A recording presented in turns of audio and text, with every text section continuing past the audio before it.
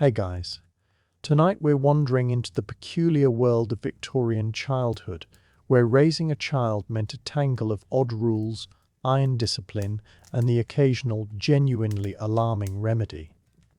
Picture a time when a fussy, teething baby might be quieted with a spoonful of whiskey, and where misbehavior could bring an unhappy meeting with the biggest wooden spoon in the kitchen drawer. If that world intrigues you, you're in the right place. Along the way, you might wonder whether Victorian mothers truly hung their infants in cages outside their apartment windows. What exactly did children eat, and why did so much of it come out grey? Was children should be seen and not heard something closer to a household commandment than a suggestion? And how many small accidents involved ordinary house poisons before anyone dreamed up the child-proof cap? So imagine that you've drifted awake in the year 1885, somewhere in the middle of Victorian London. You are 8 years old. Your nanny sports a rather impressive moustache, and your mother is measuring out a dose of something cheerfully labelled soothing syrup. Best of luck to you. Welcome to the Victorian nursery, a room that holds far more rules, ruffles and rattles than it does actual toys. The wallpaper flakes away in faded pink and green, and every surface carries a faint tackiness from some substance no one can quite name. Possibly porridge, possibly the family cat. The air hangs heavy with boiled milk, aging dolls, and a disinfectant that likely does more harm than good. Morning has arrived, and the sun labours to push through curtains fringed with enough lace to decorate a wedding cake. You've hardly opened your eyes, and already you are being inspected, first by your nanny, then by a procession of elderly relatives who drop by, chiefly to comment on your posture and volunteer their opinions on rickets. The floor is a scattered mixture of alphabet blocks, marbles, and a stray heel of dry bread, a hazard nearly rivaling the medicine cabinet itself. You feel a shiver, part draught and part dread, because you know full well that every gesture you make falls under an unwritten code of nursery law. Rule 1, you never simply walk, you tiptoe. Rule 2, toys are meant for admiring rather than handling, unless you are showing the proper grip on a wooden hoop, which you must treat with the solemnity owed to a sacred relic. Rule 3. Every doll stays fully dressed at all hours, lest it be reported to the moral authorities, which is to say, your aunt. The play corner is a vaguely marked rectangle, its borders sketched out by a threadbare rug, a broken abacus, and something that may once have been a rocking horse, now reduced to a single eye and 3 legs. Here you are expected to amuse yourself quietly and inventively, which in practice means you are not to laugh, jump, or dream up any game involving running, mess, or, heaven forbid, imagination.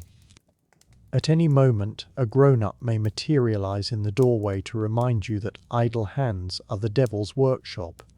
So you hastily pretend to embroider something respectable, a handkerchief perhaps, that you fully intend to bury in the garden later. At the heart of the nursery stands the great shrine of Victorian childhood, the nurse's chair. It is not really for sitting. It serves for watching, questioning, and the occasional upright nap taken while balancing a tray of cod liver oil and a hairbrush. Nanny commands this small garrison like a seasoned general, equipped with a boundless catalogue of manners, a mysterious drawer brimming with soothing syrups, and an unnerving talent for detecting fun from 3 rooms away. Now, about your toys. You may possess a lone wooden soldier missing an arm, or a doll with porcelain cheeks, glass eyes, and a fixed stare that has surely witnessed things it will never speak of. If fortune favours you, these treasures live behind the locked door of a cabinet, supposedly for your protection, though more plausibly to keep you from enjoying them. Once a week you are granted the Noah's Ark set, but only after you swear most earnestly never to drown the camels again. The nursery window overlooks the garden, where now and then you glimpse other children being paraded about in tidy formation, herded along by adults brandishing umbrellas like cavalry sabres. You yearn to join them, but first come your lessons, reciting improving poetry, labouring over neat handwriting and rehearsing the correct curtsy or bow for royalty who exists only in your imagination. On rare occasions, if your conduct has been exemplary, you may watch the street from the safe perch of your window, taking in the crisp London air while suspended 2 floors above the neighbour's drying laundry. The Victorian nursery is less a room than a crucible, a place where every comfort arrives with a pinch of peril, every treat doubles as a test, and every embrace comes bundled with a small sermon on building character. It is not so much a childhood as a years-long audition for the role of a tidy, obedient little adult. Yet if you manage your hand cleverly, you might just reach supper without being charged with moral decay or unexplained stickiness, and in the Victorian world that counts as a triumphant day. Then comes breakfast, which means gruel. Each morning you are met with a pale, lumpy paste that Victorian mothers insist is wholesome, though it seems chiefly engineered to flatten your spirits before you ever reach the schoolroom.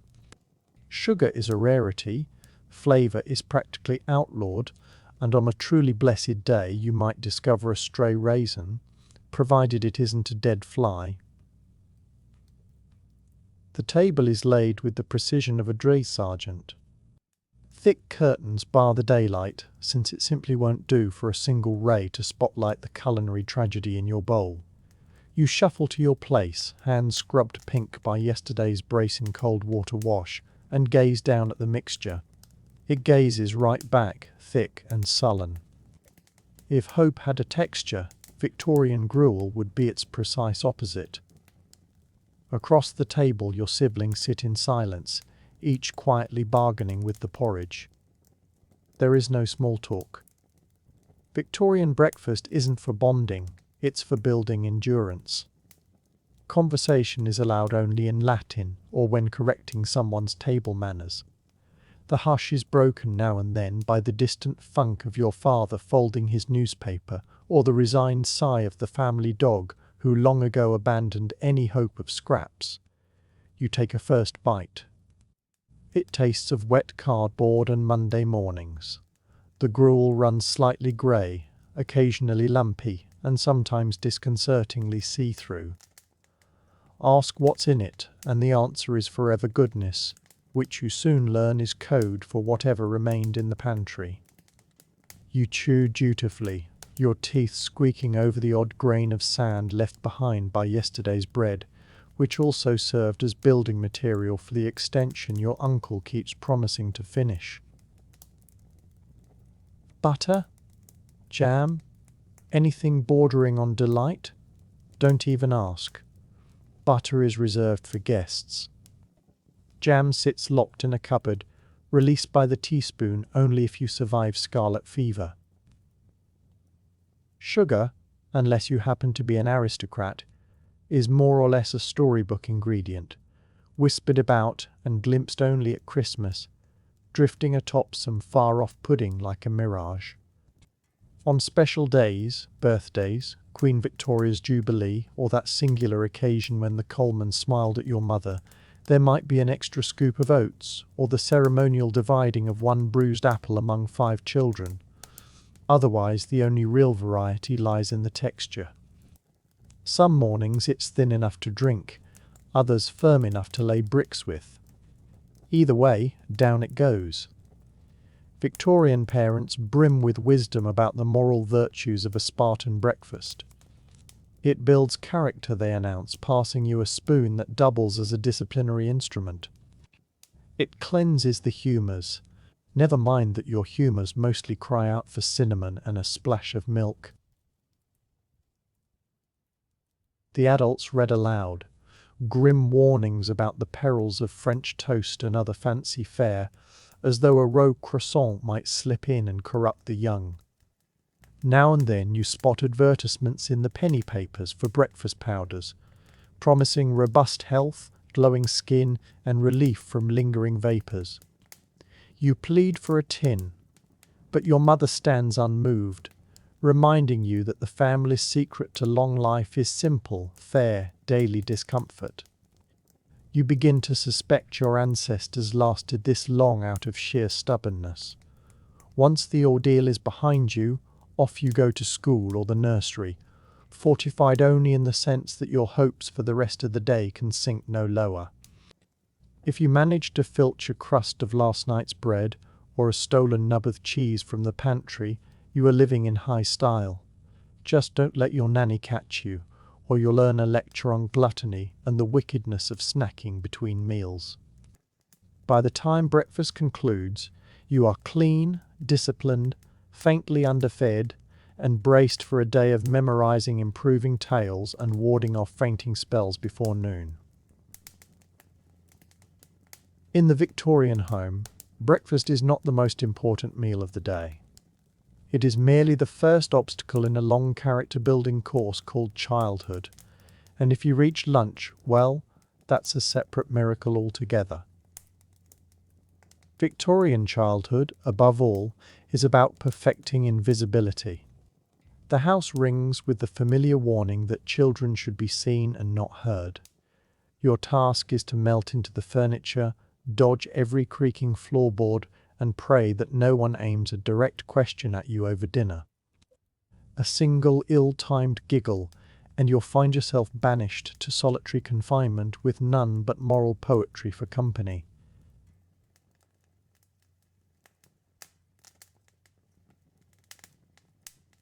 It's a delicate craft, this dance of silence. You drift through the house like a very small, faintly anxious ghost. Every footstep is measured. Tread only on the runner, never the loose board, and for goodness sake, never stumble over the footstool. Should you need to sneeze, aim it into your pinafore and wear an apologetic look. Coughs must be smothered, hiccups are out of the question, and if you drop anything, you'd do well to invent time travel and set it right before the adults notice. The drawing room is a minefield. You are, in theory, permitted inside, but only if you hold perfectly still and give off the quiet energy of a potted plant. You sit, hands folded, eyes politely lowered, doing your utmost not to glance at the biscuits on the sideboard, which are as forbidden as laughter and twice as tempting. There is a proper way to arrange yourself, back straight, knees together, not a single toe escaping your boots. Fidget, and Aunt Prudence will notice, and nothing spoils a Tuesday quite so thoroughly as Aunt Prudence's disappointed sigh.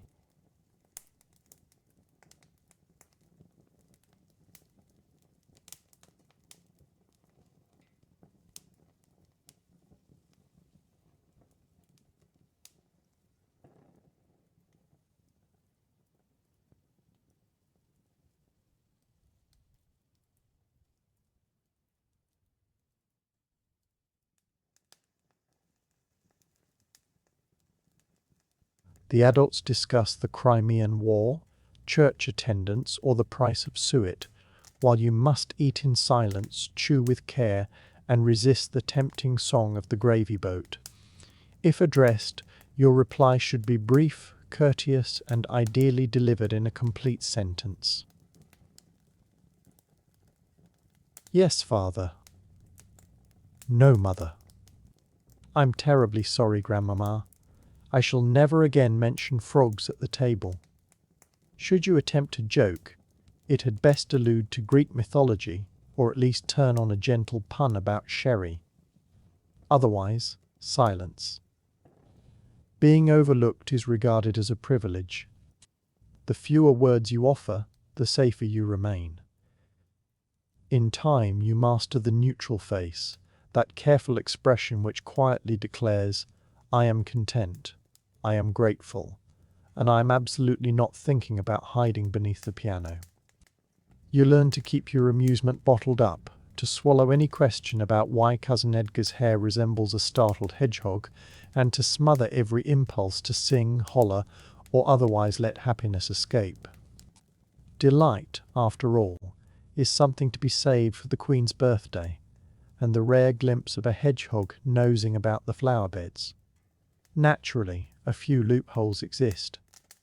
Should a grown-up wish to display your feats of memory, you may be summoned to perform some improving verse or to rattle off the monarchs of England in reverse.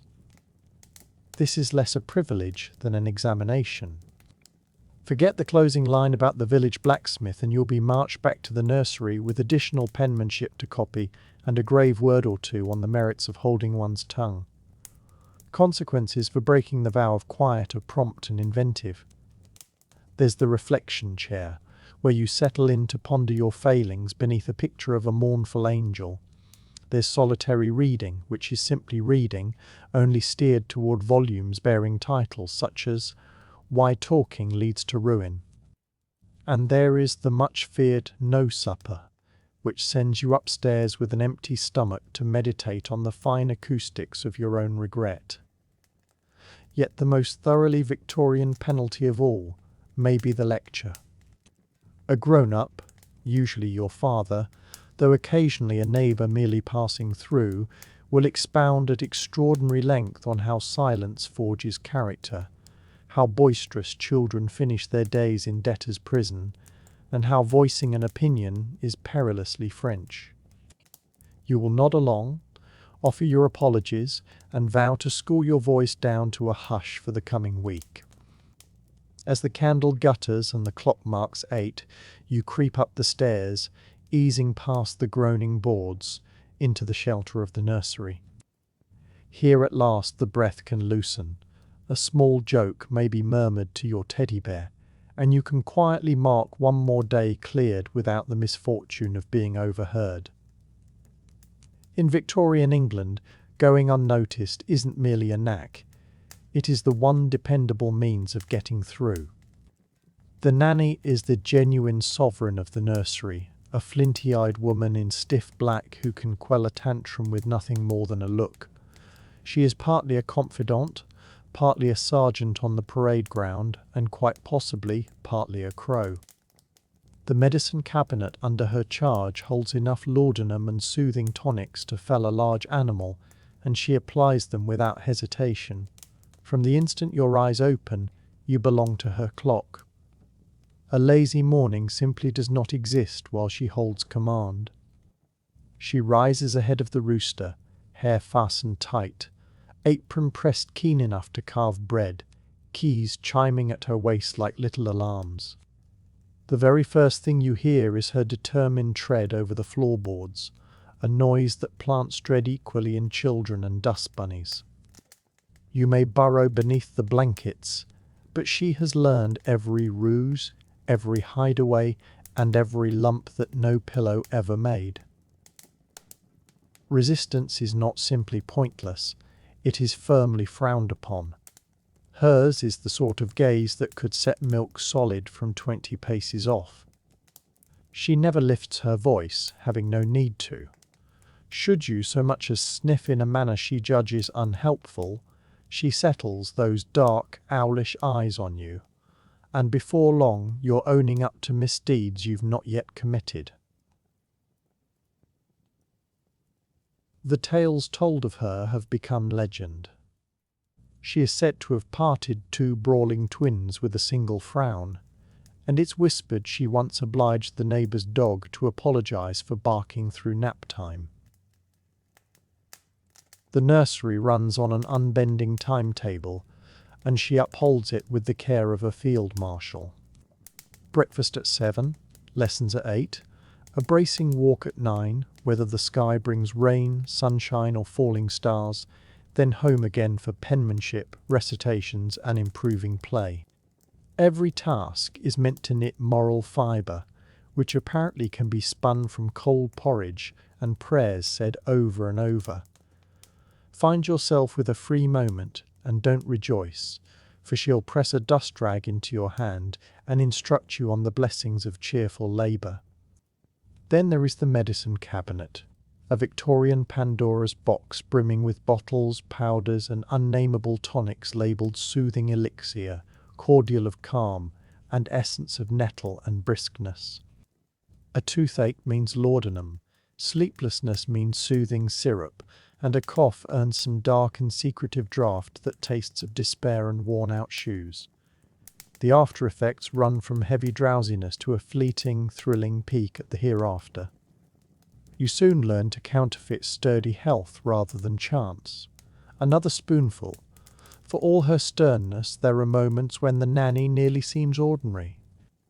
On the odd afternoon, if your recitations come off without a stumble, she might read to you, generally something with a warning in it, where the hero comes to grief over untidy shoes or a dangerous surplus of eagerness.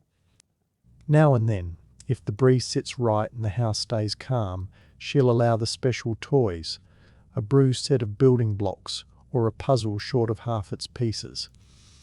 Catch a twinkle in her eye, and it's most likely the gaslight playing tricks, but hoping costs nothing. She is, of course, a virtuoso of discipline. She trusts in the healing might of cod liver oil, the moral lift of a reliable bedtime, and the utter banishment of idle hands. Her punishments are seldom physical. No, indeed, they are works of psychological art, a grave talk on where unruly children end up, a meaningful look toward the family Bible, or the dreaded silent treatment during which the nursery seems to cool by a good 10 degrees. And never forget, the nanny knows everything. She sees all, hears all, and files away every slip. A button gone missing? She knows. Greens tucked beneath the cushion? She knows. A remark whispered about her mustache? She most certainly knows, and will bring it up when you least expect it, generally in the middle of a family gathering. In the end, you can't help forming a tangled sort of fondness for your Victorian nanny. She is your warden, your drill sergeant, your occasional teller of tales, and, if fortune smiles, your most ferocious defender. Your childhood is spent creeping around her. Yet one day, grown and tasting liberty, you'll notice you can fold hospital corners, recite whole passages by heart, and thrive on 6 hours of sleep, all thanks to her. In Victorian England, that isn't merely minding a child, that is being readied for whatever life or history might hurl your way. A bath comes once a week, whether it seems called for or not. You're carted off to a tin tub in the kitchen, scoured with carbolic soap, and told to be thankful you aren't merely rinsed down with vinegar.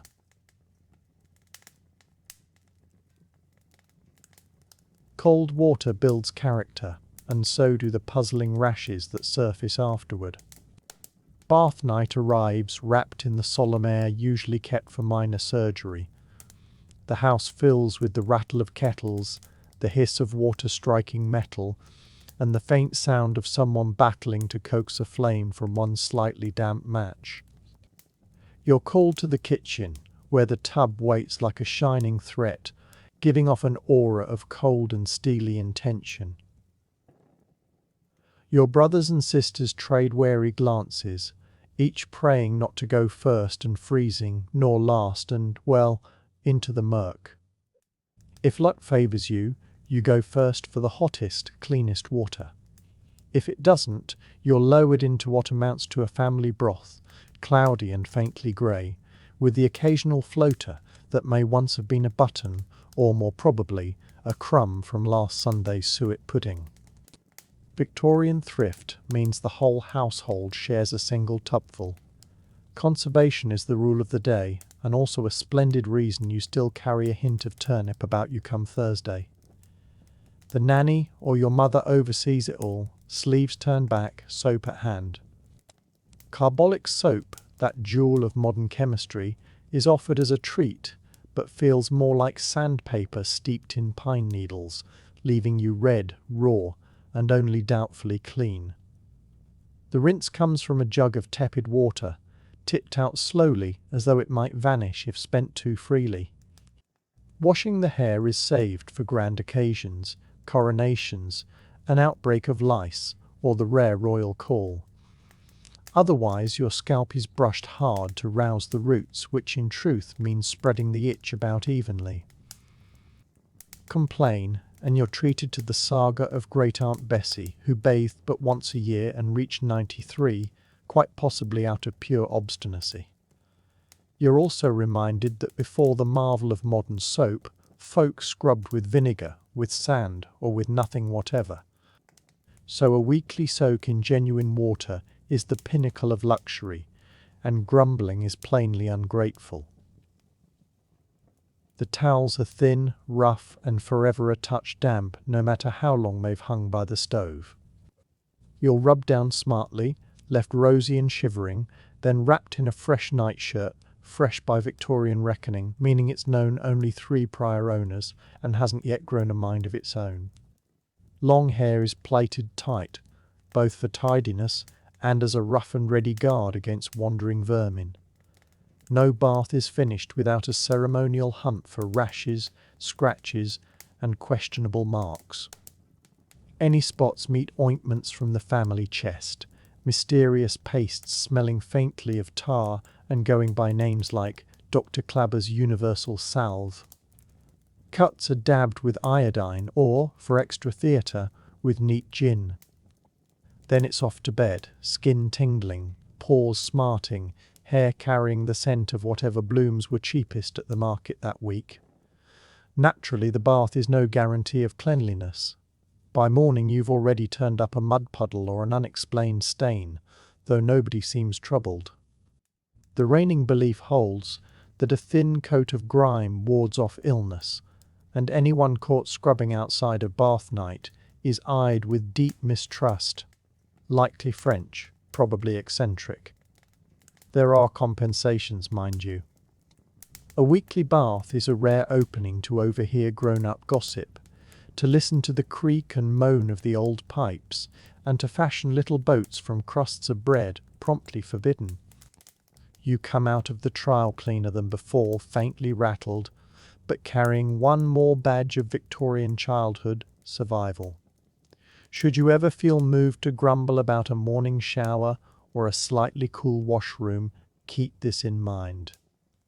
You might instead be waiting your turn for a lukewarm rinse in water seasoned by every relative you have, grateful only to come away with most of your skin. In the realm of Victorian hygiene, you don't chase a sparkle. You settle for mostly presentable and count that a triumph. The playroom is at once a paradise and a minefield. You might come into a spinning top, a hoop, or a doll whose eyes trail you across the room.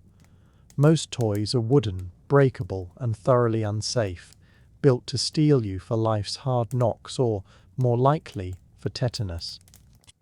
You step inside with excitement and dread in equal measure, sizing up the toy chest with the same wariness you'd give an unfamiliar pudding at supper.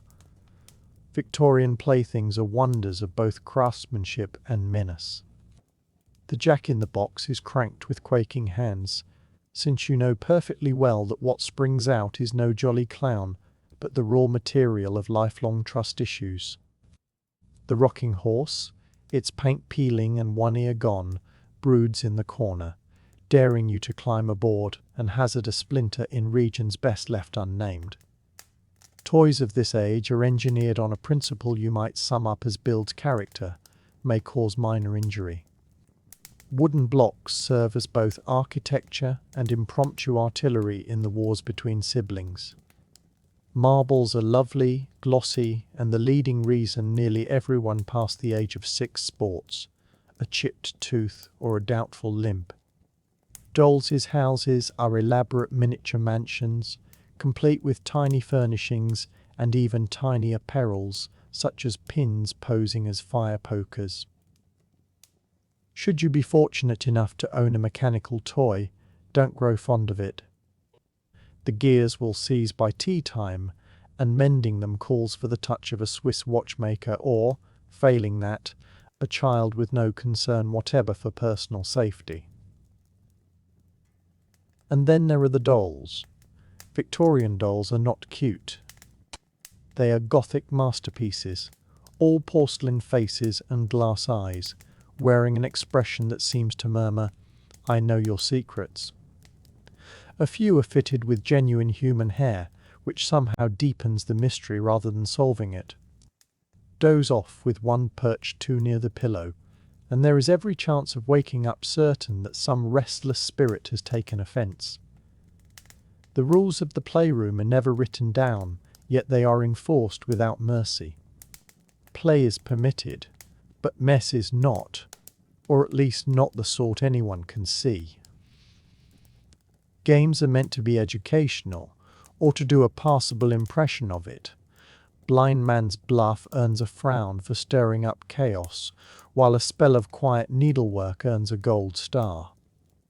Anyone wishing to play catch must use a tightly stitched regulation beanbag, ideally out of doors, and preferably beneath the gaze of a disapproving adult pressing a handkerchief to their nose.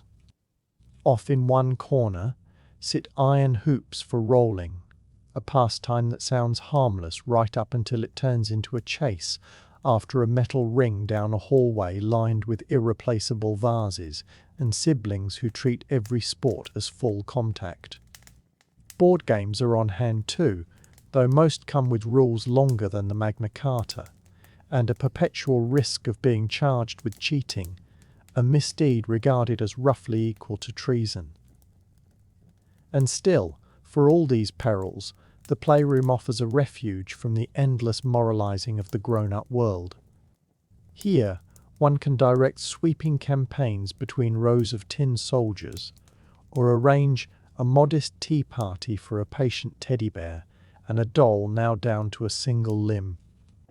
Every so often, when Nanny's attention drifts and no one is watching, you can dream up games of your own, tossing both caution and the odd building block aside. Naturally, every playroom keeps its own legends. There is the toy no one is allowed to touch, usually broken, still awaiting mending since 1867. There is the sibling said to have swallowed a marble and lived to tell of it. There is the eerie creak of the toy cupboard door. Late in the evening you trade these stories in hushed voices, each trying to outdo the last with accounts of narrow escapes, daring rescues, and the afternoon cousin Bertie sat squarely on a spinning top and walked oddly for a week. Once play is done, you tidy away the evidence, pretending you had not just been staging a miniature civil war. Fingers are counted, splinters noted, knees examined for bruises, and if you reach supper with no obvious marks of misadventure, the day counts as a triumph. In the Victorian playroom, amusement and hazard travel side by side. And if you can steer clear of tetanus, endure the stare of the haunted dolls, and hold on to your marbles, both the real ones and the figurative sort, you are already ahead in the larger game of life.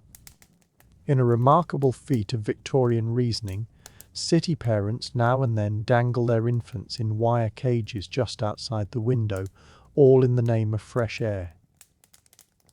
On a good day, you end up merely a touch chilled. On a bad one, you receive an early lesson in gravity and in the habits of London's pigeons. The picture is nearly dreamlike. Long stretches of soot-darkened brick, and protruding from the upper windows these odd little wire boxes, each holding a swaddled baby squinting warily at the streets below. Victorian childcare manuals brim with grave warnings about stale air and rooms that never breathe, so the natural remedy is to suspend your treasured little one several floors above the pavement like a hanging plant, if hanging plants happen to wear bonnets and were inclined to howl. You, the baby, are wrapped in such generous layers of wool, muslin, and hope that you rather resemble a particularly plump turnip. Nanny bears you through the parlour, past the assembled relatives, and straight to the window, where you are slotted into the cage without ceremony. The little door clicks shut, and there you hang above the city like a mildly puzzled canary. Squint hard enough, and you can just spot Mrs. Pepperbotham's baby 2 windows along, gnawing at her own mitten and staring back in quiet solidarity. The idea behind it is straightforward. Fresh air does children good.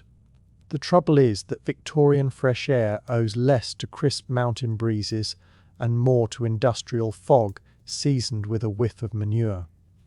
Even so, mothers are convinced it builds character, rosy cheeks, and, with luck, a lasting immunity to chest complaints.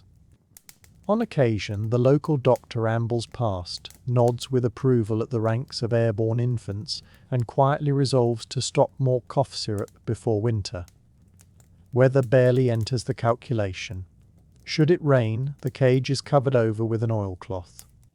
Should it snow, a hot water bottle might be tucked in for company. Summer offers one small mercy, since the risk of freezing recedes, though now you find yourself at the disposal of every pigeon in the city, each regarding your cage as choice real estate. Some kindly uncle will eventually propose a sprig of lavender to ward off the flies. It never does the slightest good. Life in the baby cage is an education in resilience. You come to treasure the smaller pleasures, such as the feeling of your own nose slowly thawing, or the thrill of a double-decker bus rattling by beneath you. Older siblings sometimes attempt to pass you secret offerings through the bars, a crust of bread, a half-eaten toffee, or a solemn little pamphlet about the perils of draughty rooms. Cry too loudly and the neighbours lean out, clucking their tongues and volunteering opinions on the ideal angle for maximum benefit to your health. The arrangement is, of course, not without flaws. Every so often a stubborn latch or an unusually spirited gust results in some minor incident. Stories circulate, most of them wildly overstated, of babies plucked from hedgerows, laundry lines, and, in one celebrated instance, the Lord Mayor's carriage. As a rule, though, the cage holds fast, and you are carried back indoors, pink-cheeked, lightly powdered with soot, and commended for your sturdy constitution. As the years pass, you develop a tangled relationship with fresh air. On the one hand, it is given credit for every small victory of your life. Little Georgina never catches a cold, thanks to those years in the window cage. On the other, the sight of wire mesh makes you flinch, and an involuntary shiver runs through you whenever a window is opened. Somewhere in the family album there is a hazy sepia photograph of you, bundled and suspended, beneath a caption that reads simply, "Our Little Skylark, July 1887. Weighed on the scales of Victorian parenting, baby cages are at once ridiculous and oddly reasonable, sprung from real concern and then strained through a haze of poor science and worse town planning. And yet, if you outlasted your stint as human window decoration, you emerged tougher, breezier, and armed with tales no modern baby monitor could ever match. Fresh air, they insisted, builds character, builds memories, and builds, if nothing else, a lifelong wariness of window ledges. Step out of line, and you will make the acquaintance of a wooden spoon or a well-rehearsed glare. Corporal punishment is regarded as good for the character, and the motto, "Spare the rod and spoil the child," is stitched onto every respectable cushion. Victorian discipline is a curious blend of science, folklore, and imaginative needlework. There are proper rules, naturally, long and elaborate lists of them, set down in flawless copperplate by some humorless family patriarch, and pinned up in the nursery, the kitchen, and quite possibly the chicken coop. Rules about elbows kept off the table, shoes aligned just so, and an almost mystical devotion to punctuality. Break one and you court a warning look. Break two, and you will discover how inventive the Victorians could be in the pursuit of obedience. The array of disciplinary equipment is formidable. There are wooden spoons, canes, slippers, and the ever-versatile hairbrush, each earmarked for a particular offence, from a stray giggle to the high crime of answering back. Nanny can flick a duster accurately from 10 feet, and your mother's glare carries across 3 rooms and 1 modest time zone. Some households even maintain a punishment chair, an ornate seat in the hallway set aside for those who fell short of the family standard. It is uncomfortable, forbidding, and placed squarely beneath the portrait of the sternest ancestor available. Punishments are matched carefully to the crime. For spilling milk, stand in the corner and recite the Lord's Prayer backward if fortune is truly against you. For speaking out of term, copy passages from the Book of Virtues until your hand aches. For running indoors, a brisk march outside, rain or shine, supervised by nanny, who times you with a pocket watch that has never once aired. The ultimate threat, murmured among siblings and older cousins, is the dreaded early bedtime, a sentence only marginally kinder than banishment. But the true instrument of Victorian discipline is shame. No one delivers a scolding quite like a Victorian adult. A single sigh from mother can wither the soul. A lifted eyebrow from father is enough to make you rethink your entire way of living. Even the family dog manages a look of judgment. Every misstep is turned over at length during supper, a sort of audience event in which you are expected to confess, repent, and vow never again to forget your curtsy to the umbrella stand. There is also the public ordeal of the confession. Should you have done something especially shocking, perhaps trailed mud into the parlour, or, most scandalous of all, giggled during a prayer, you are called to stand before the family and account for yourself. Siblings labour not to smirk while grandmama sighs in a manner that implies your conduct is single-handedly hurrying along the fall of civilization. And yet, by the tangled logic of the era, all of this is meant for your benefit. Discipline, they claim, cultivates virtue, fortitude, and precisely the stoic endurance one needs to weather a dinner party with Aunt Prudence. The wooden spoon is not a tool of terror, but of love, a love conveyed through mildly bruising life lessons and the unshakable conviction that you will thank me one day. Spoiler, you will not. For every tale of the rod, there are just as many rules about rewards. Now and then, if you have kept your shoes gleaming, your books free of dust, and your younger sibling from making a meal of the wallpaper paste, you might be granted a toffee, a fresh penny, or, most exhilarating of all, a rare word of praise. Well done, says father, and it goes on echoing in your heart until tea time at least. So you learn to tread lightly, to keep your thoughts to yourself, and to develop an uncanny knack for detecting a grown-up's approach. You become an expert at reading the room, gauging exactly how far your luck will stretch before the wooden spoon appears. You may even uncover the delicate art of bargaining down a punishment, offering to accept a second helping of cold cabbage in return for skipping the lecture on the hazards of unchecked enthusiasm. In the end, Victorian discipline is less about the rod than about the rules you commit to memory, break at your own risk, and in time hand down to the next generation with a sigh and a slightly gentler spoon. Because history, much like your mother's glare, never quite forgets. If ever a sweet comes your way, treasure it. Another may not arrive until Christmas. Sweets are scarce, costly, and delivered alongside a helping of immediate toothache. Dentists, where they exist at all, come equipped with pliers and precious little sympathy. The very mention of a treat drops a hush over the Victorian household. You might glimpse a tin of barley sugar on the topmost shelf, or catch a faint drift of peppermint from the parlour, signs that today the gods of glucose are looking down kindly. Perhaps it is a birthday, or Queen Victoria's Diamond Jubilee, or perhaps mother is feeling unusually open-handed after her second sherry. Whatever the reason, the anticipation is impossible to hide.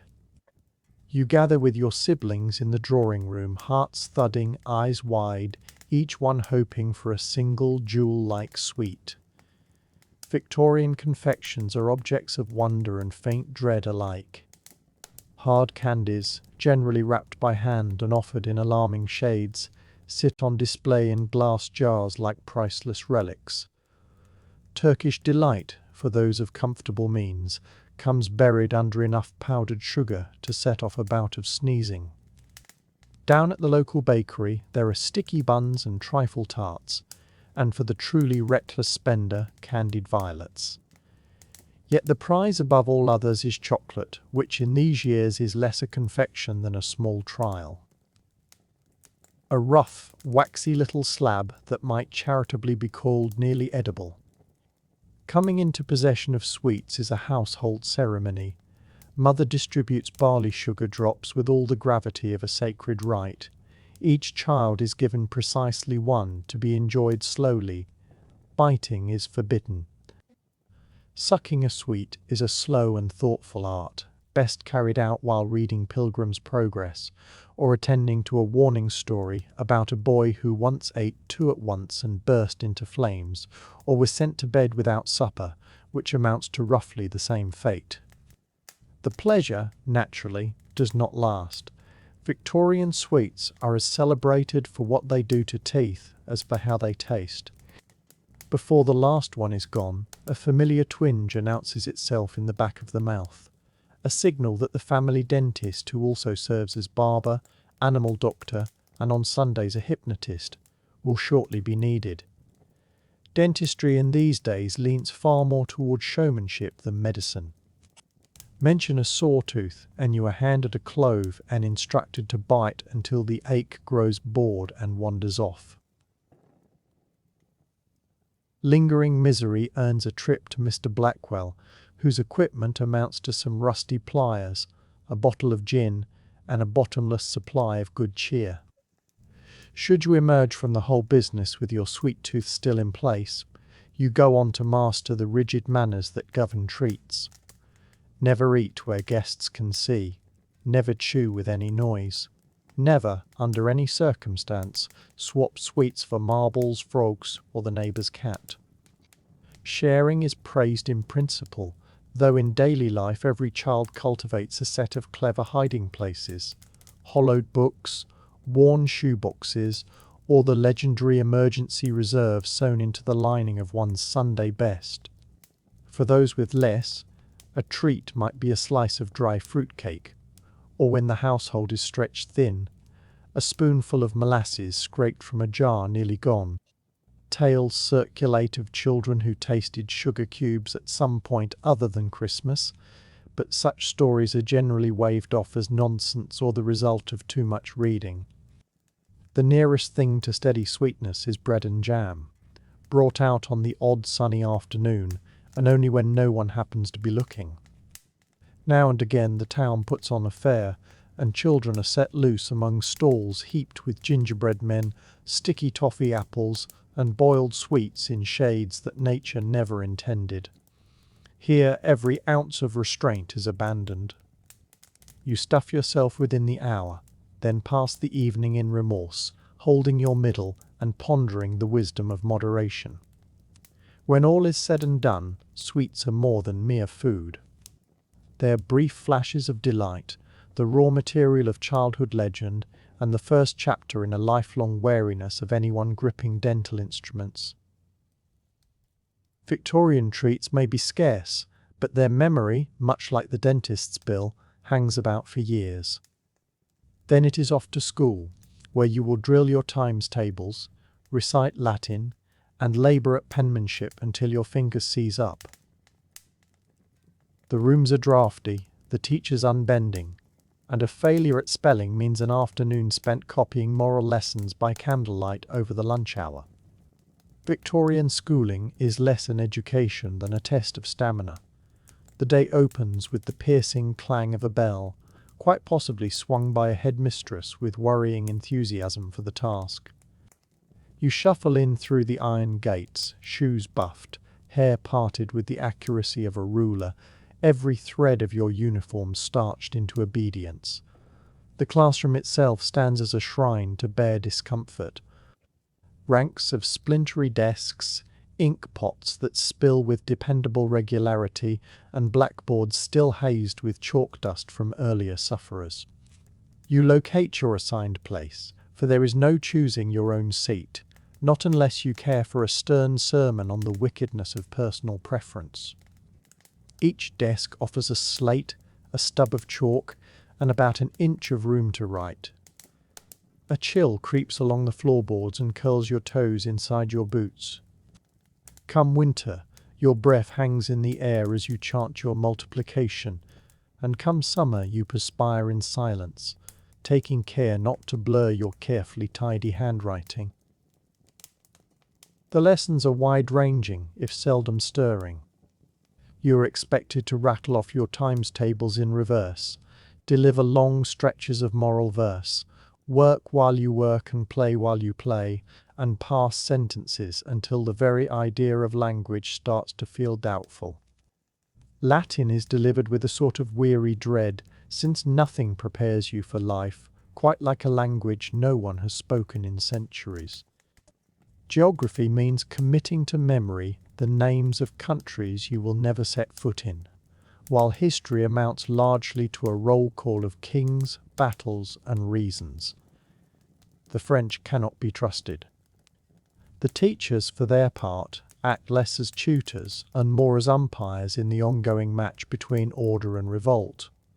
Mr. Snipe, who teaches arithmetic, has a spectral gift for materializing right at your shoulder the instant your mind drifts. Miss Grimshaw, mistress of handwriting, can pick out a lazy loop from 30 paces and will happily hand down more copying. Order is kept through generous recourse to the cane, the dunce cap, and, dreaded above them all, being made a spectacle before the whole class. Do well, and there is scant room for triumph, perhaps a gold star, a pat on the head, or the questionable honour of wiping down the blackboard. Fall short, and the reckoning comes quickly and with a certain grim imagination. One misspelled word can mean half an hour of writing lines. I must remember that I comes before E, except after C, unless, or worse still, a surprise recitation of moral sayings before the entire school. Your standing rests wholly on whether you can recall if received takes 2 E's, or a small breakdown of the spirit. The lunch hour brings no relief. You eat in haste, cold bread and a wedge of cheese if fortune smiles, or last night's unidentifiable stew if it does not. There is no dining hall, only a draughty room, and the faint hope that a passing prefect has not already flattened your bread. Playtime, on the occasions it is granted, means supervised wholesome exercise, such as orderly marches about the yard, or, if a rebellious mood takes you, a band game of marbles tucked away in a corner. When the day at last releases you, you trudge home with ink-blotched fingers, sore wrists, and a head crammed with facts, a fair share of which may not even be true. Your handwriting is flawless, your deference to authority total, and your sleep troubled by multiplication and the brooding ghosts of Latin verbs. In the proud custom of Victorian childhood, school has little to do with joy, curiosity, or even learning. It is about endurance, discipline, and never, ever neglecting to write your name at the top of the page. A cough? Here is a syrup laced with alcohol, opium, and a small measure of wishful thinking. A cut? Smear on a little mercury ointment. The household medicine cabinet is a resting place for substances now firmly outlawed, and no one can say with confidence what a single one of them actually does. Victorian medicine is less a discipline than an enchanted game of guesswork, and every home keeps a cabinet that would send a present-day pharmacist reaching for the telephone to call the authorities. This is the age of a little something for what ails you, when doses are ladled out in heaping spoonfuls and side effects go unremarked, unless they prove curious enough to raise at the supper table. The first response is forever a syrup. Have you a cough? Mother brightly fetches a thick brown brew that smells like a distillery on an off day and tastes considerably worse. Ask what is in it, and she answers, goodness knows, which you take to mean whatever remained in the bottle, plus a splash of optimism. The label, if you can make it out beneath the crust of dried drips, boasts of alcohol, opium, chloroform, and a secret mixture of a dozen calming herbs. You are told to swallow 2 spoonfuls and lie down, which you do, and for the next 8 hours you are variously asleep, drifting, or reciting verse to the wallpaper.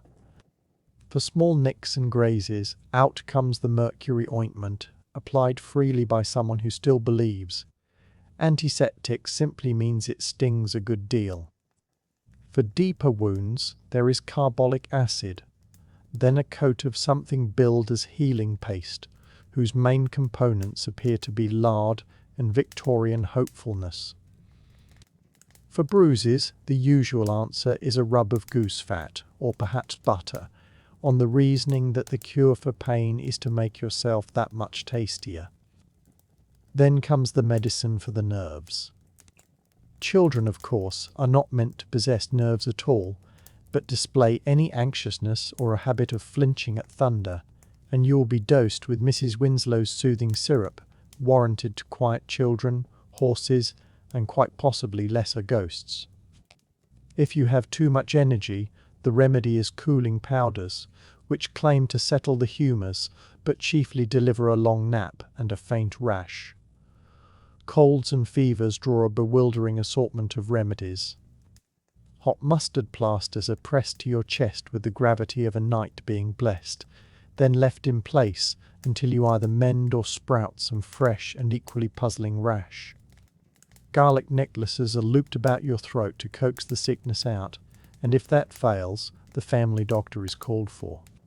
His black bag holds forceps, a stethoscope, and a startling quantity of leeches which he sets to work generously, on the principle that if you are not bleeding, are you truly being treated at all? Stomach complaints inspire the most inventive answers. You will be given a digestive cordial, a genteel name for pleasantly flavoured paint stripper. Constipation? That is the province of castor oil, a punishment so storied it is said to work through pure dread alone. An upset the other way earns you a thick rice gruel and a lengthy talk on the perils of ungoverned intestines. The household medicine chest holds marvels and horrors in equal share. Powders that fizz, ointments that burn, lozenges that cement your tongue to your teeth, and tonics that vow to restore your vigour, but mostly restore your fondness for plain water.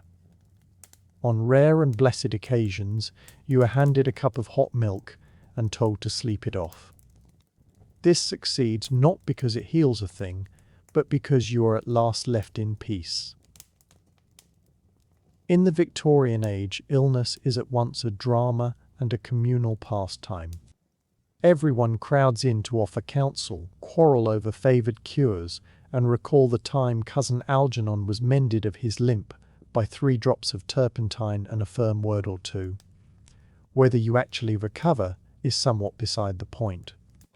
What counts is that you have sampled half the local apothecary and lived through it, perhaps with superpowers, more likely with a stubborn rash. In the end, the finest medicine is survival, paired with a healthy suspicion of any bottle bearing the word soothing. The one thing more perilous than your nanny is your siblings. You strike up wobbly alliances, bargain over closet space, and every so often attempt a bold escape, always undone by the groaning stares and your little brother's total inability to hold a secret. The Victorian nursery is a battlefield daintily trimmed in lace. The dealings between siblings blend a game of chess with an all-out melee, complete with shifting loyalties, treacheries, and the odd ceasefire brokered over stale biscuits. You learn in short order that nothing is safe. Your belongings, least of all. Turn your back for a heartbeat and your favorite top is already whirling in someone else's grip. Your prized marble has vanished beneath some unknowable piece of furniture, and your private cache of peppermints is gone, leaving only a trail of suspiciously sticky fingerprints. Friends and foes shift like the tides, or more precisely, with how near the grown-ups happen to be. The moment Nanny appears, every hostility is suspended, and everyone turns at once into a blameless little angel, abruptly engrossed in embroidery or the fine points of Latin grammar. The moment she steps out, the true entertainment commences. Polite chatter gives way to whispered plots and sly nudges of the elbow. The oldest child attempts to take charge with a solemn air that holds up nicely until somebody recalls exactly where they stashed last week's confiscated cricket bat. Territory in the cupboard is fought over as though lives depend on it. The wardrobe, in theory roomy enough for everyone, mysteriously turns into a war zone at dawn. One shelf in particular, for reasons nobody can articulate, is the most prized real estate in the whole room. But glory never lasts long. Today you rule the top shelf like a monarch, and tomorrow you're overthrown, your nightshirt vanished without a trace, and your shoes packed with peculiar offerings from the baby. Breaking free is a treasured hobby. You and your older sister might plot for days to slip into the kitchen for a forbidden wedge of cake, or out to the garden to unearth buried treasure, which nearly always proves to be last season's carrots. Every scheme depends on quiet cooperation and flawless timing. Every scheme collapses because your little brother cannot manage a whisper, or picks the exact moment Nanny turns the corner to bellow something at full volume. There is always someone to take the blame, generally the smallest, who gets drafted into confessing whenever a plan falls apart. This buys them a kind of protection, though it costs them the trust of the rest of the sibling parliament. Treachery is never distant. Perhaps you confided in your sister the secret spot where you keep your sweets, and by morning it has been raided and refilled with a note that reads, "Better luck next time." Perhaps your brother pledged his loyalty during the Great War of the Curtains, only to switch sides the instant you were called away to wash for dinner. Agreements are penned in crayon, sealed with sticky palms, and torn up before nightfall. You come to master negotiation, the reading of expressions, and the art of the bribe, paid in the currency of the moment, buttons, sweets, or gossip about the new governess. And yet there are spells of harmony as well. Nothing knits siblings together quite so quickly as a threat from outside. The abrupt sound of Nanny approaching, the dreaded spectre of cod liver oil, or a parental summons that promises trouble for the lot of you. Suddenly, as if by enchantment, every quarrel is shelved, and you close ranks, all of you improbably quiet and round-eyed. Evenings bring the rare gift of shared bedtime tales, murmured confidences, and giggles muffled beneath scratchy wool blankets. You look back on past adventures, sketch out ambitious plans for future trouble, and, in the odd moment of candor, confess that you'd be dreadfully lonely without your fellow schemers. Being a Victorian sibling is not for the timid, but it teaches you how to endure. You come out of childhood with a keenly honed instinct for tactics, a sensible suspicion of anyone proposing a trade, and a store of memories running from glorious to grim. And as sleep finally takes hold, the nursery fills with soft snoring and faraway plotting, a nightly assurance that in the great custom of family you are all bound up in this together, like it or not. Victorian parents keep a piece of advice ready for every situation. From, "Don't read so much," or your eyes will drop right out to swallow a cherry stone and a tree will sprout inside you. It is never soothing, generally unnerving, and frequently rooted in something they half heard at a funeral. Each day opens with instruction and closes with warnings. Guidance is handed out the way other households pour tea, often with great gravity and usually without anyone requesting it. Should you be spotted loitering by an open window, you'll be treated to a small lecture on the dangers of drafts. That, after all, is how cousin Percival caught his chill and lost his sense of direction. Should you attempt to step outside with wet hair, your mother will retell the sobering account of a girl from Ipswich who did precisely that and was never quite herself afterward. She may not recall what actually became of the girl, but she is certain it was dreadful. Every trifling ailment becomes a chance for wisdom nobody asked for. A sniffle is not merely a cold, it is a message from the cosmos. You are prescribed mustard plasters, eucalyptus fumes, and, if fortune truly deserts you, a dose of something labelled tonic. The instructions are plain: drink until you feel mended, or at the very least, until the flavour distracts you so thoroughly that you forget why you needed it. On occasion, your father's counsel bears a suspicious resemblance to folk remedies. The finest cure for a sore throat is a brisk walk and a cheerful outlook, he announces, as though good spirits alone could see off an infection. But health is only where it starts. Reading, the single refuge from the endless round of chores and improving verse, comes weighed down with an astonishing list of cautions. Don't read by candlelight, or your sight will give out before you're grown. Don't read novels, or your thoughts will drift and you'll be rendered unsuitable for marriage. Don't read standing, sitting, reclining, or in fact at all, unless it happens to be the Bible.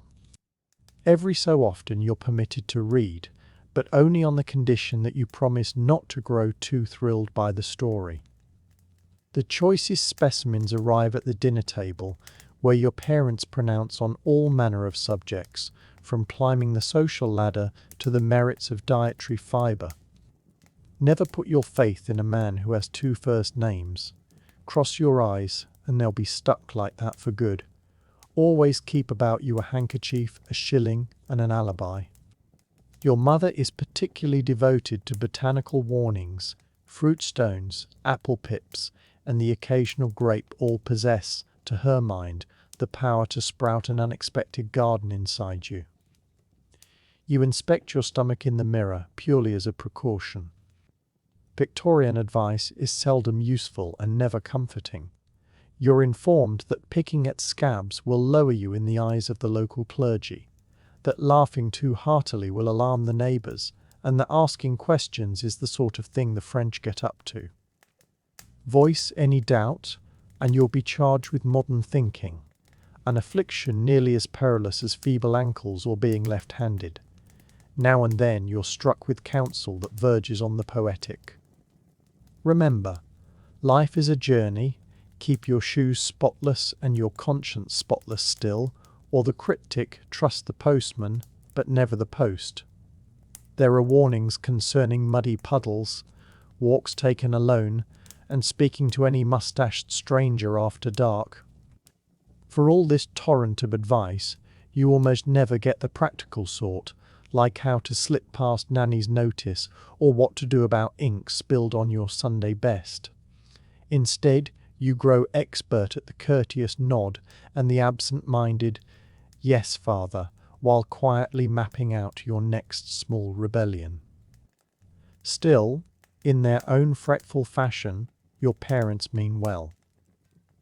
Through a constant flow of folklore, superstition, and hopeful thinking, they are trying to ready you for a world they themselves only partly grasp. And though their advice may be baffling, alarming, or now and then downright funny, it becomes the background hum of your childhood, a steady reminder that in Victorian England, safety, virtue, and a touch of healthy paranoia are never running low. The nursery walls are finished in lead-based paint. The curtains are cut from arsenic-dyed cloth, and asbestos hides in every snug little corner.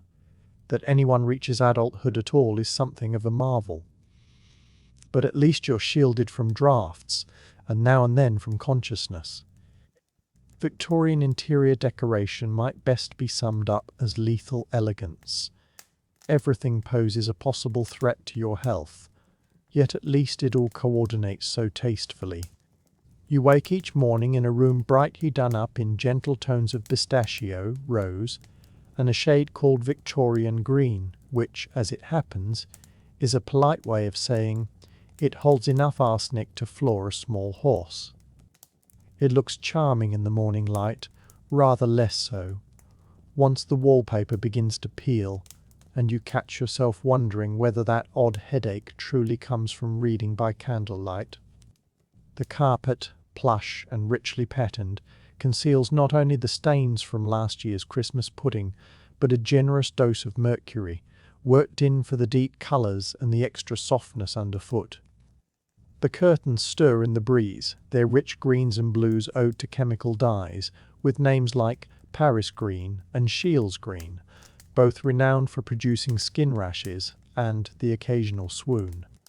You're told not to chew the drapes, but nobody thinks to warm the cat, and the resulting vet's bill is quietly filed under acceptable childhood hazards.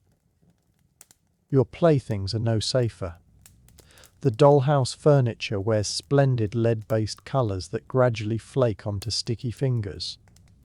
Tin soldiers and painted alphabet blocks make a charming row along the shelf, considerably less charming after you spend one rainy afternoon gnawing on them out of sheer boredom and leave the playroom with a strange metallic tang on your tongue.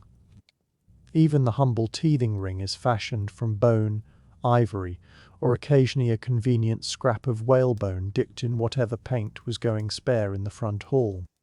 Should you happen to trip and fall, which you will, since every rug is engineered to slide at the slightest excuse, you might find yourself grazing the coal scuttle, liberally coated in powdered asbestos. This is regarded as the modern touch. Asbestos wards off fire, holds back the cold, and comes in handy for stuffing into cracks to keep out the miasmas. If only it kept out your aunt's tales about the glory days of the Crystal Palace. Each night you're tucked in under a heap of blankets packed with dubious fillings. The mattress is a patchwork of horsehair, feathers, and a few heirlooms from earlier generations, all gently steeping in a haze of whatever powder was in vogue that season. The pillows carry a faint scent of lavender and camphor, added not for your comfort, but to mask the odour of slow chemical decay. Ventilation comes courtesy of a window that jams tight in summer and opens with a shriek in winter. Fresh air is thought both essential and rather suspect, so your parents split the difference by easing the window open a hair and then plugging the gap with asbestos wadding. You drift off to the soft rattle of the arsenic-dyed curtain cords and the distant murmur of the family debating whether yellow wallpaper might be too cheerful for a child's disposition. It isn't all gloom, though. The bright side of all this perilous decor is that it forges a kind of immunity. Come through your Victorian nursery intact and you'll never again dread a bit of household dust.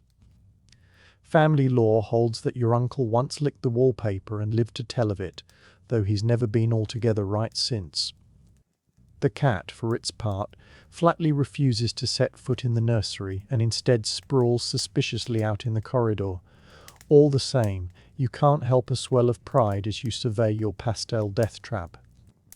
Other children may have modern nurseries free of lead, arsenic and asbestos, but do they have such character-building decor?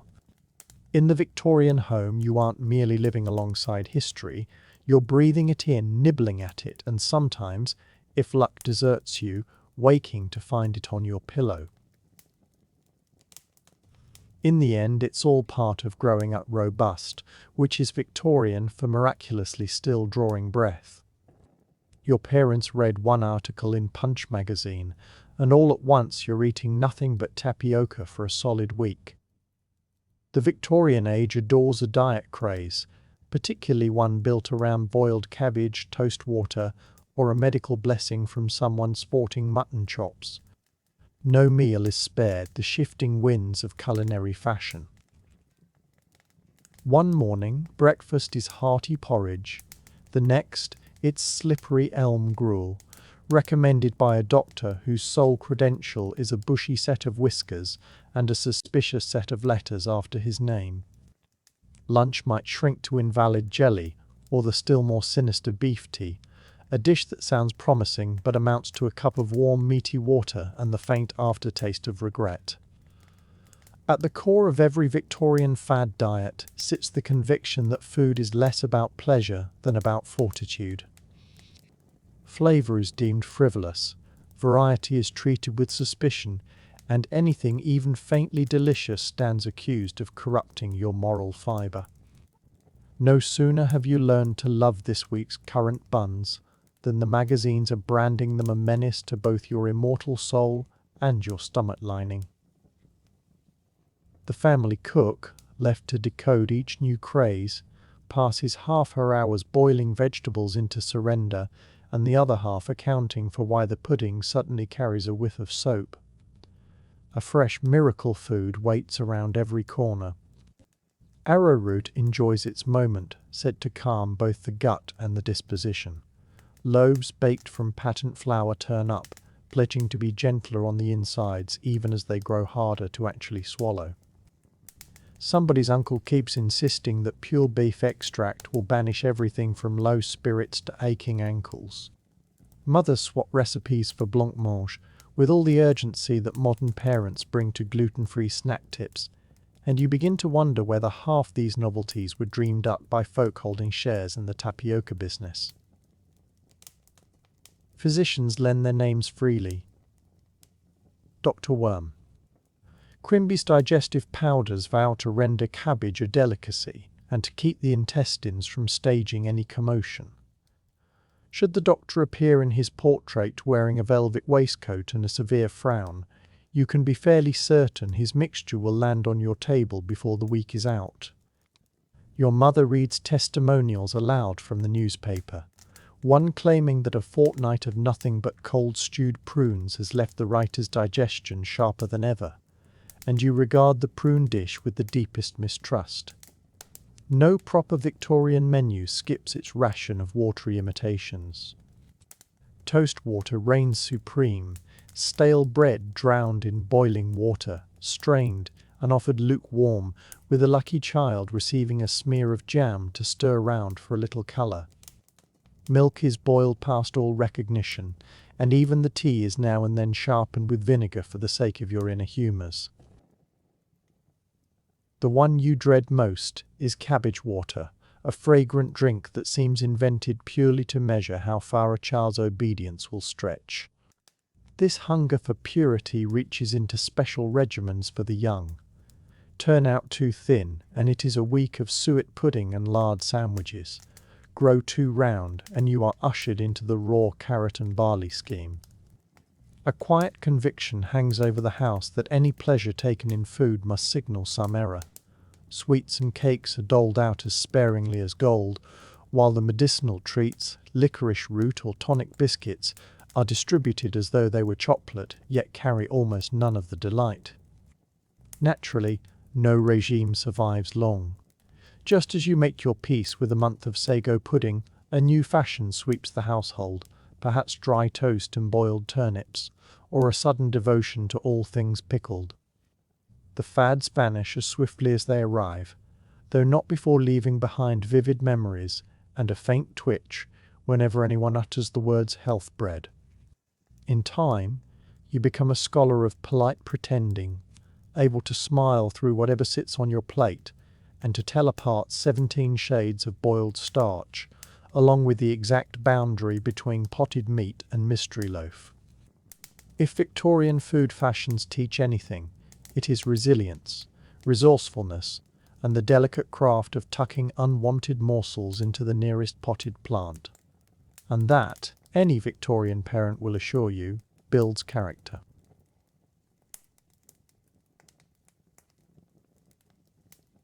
Christmas descends in a swirl of nerves and pine needles.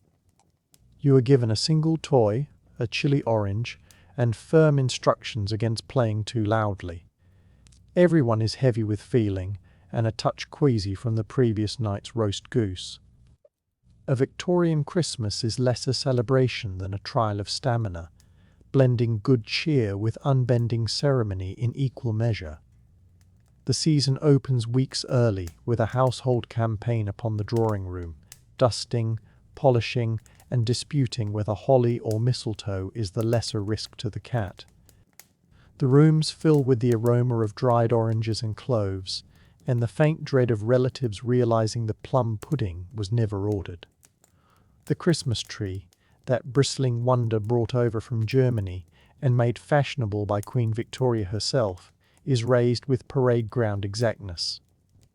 You and your siblings are recruited to assist, which amounts to being told to stand motionless, touch nothing, and on no account try to hang the glass baubles that have endured since the days of George IV.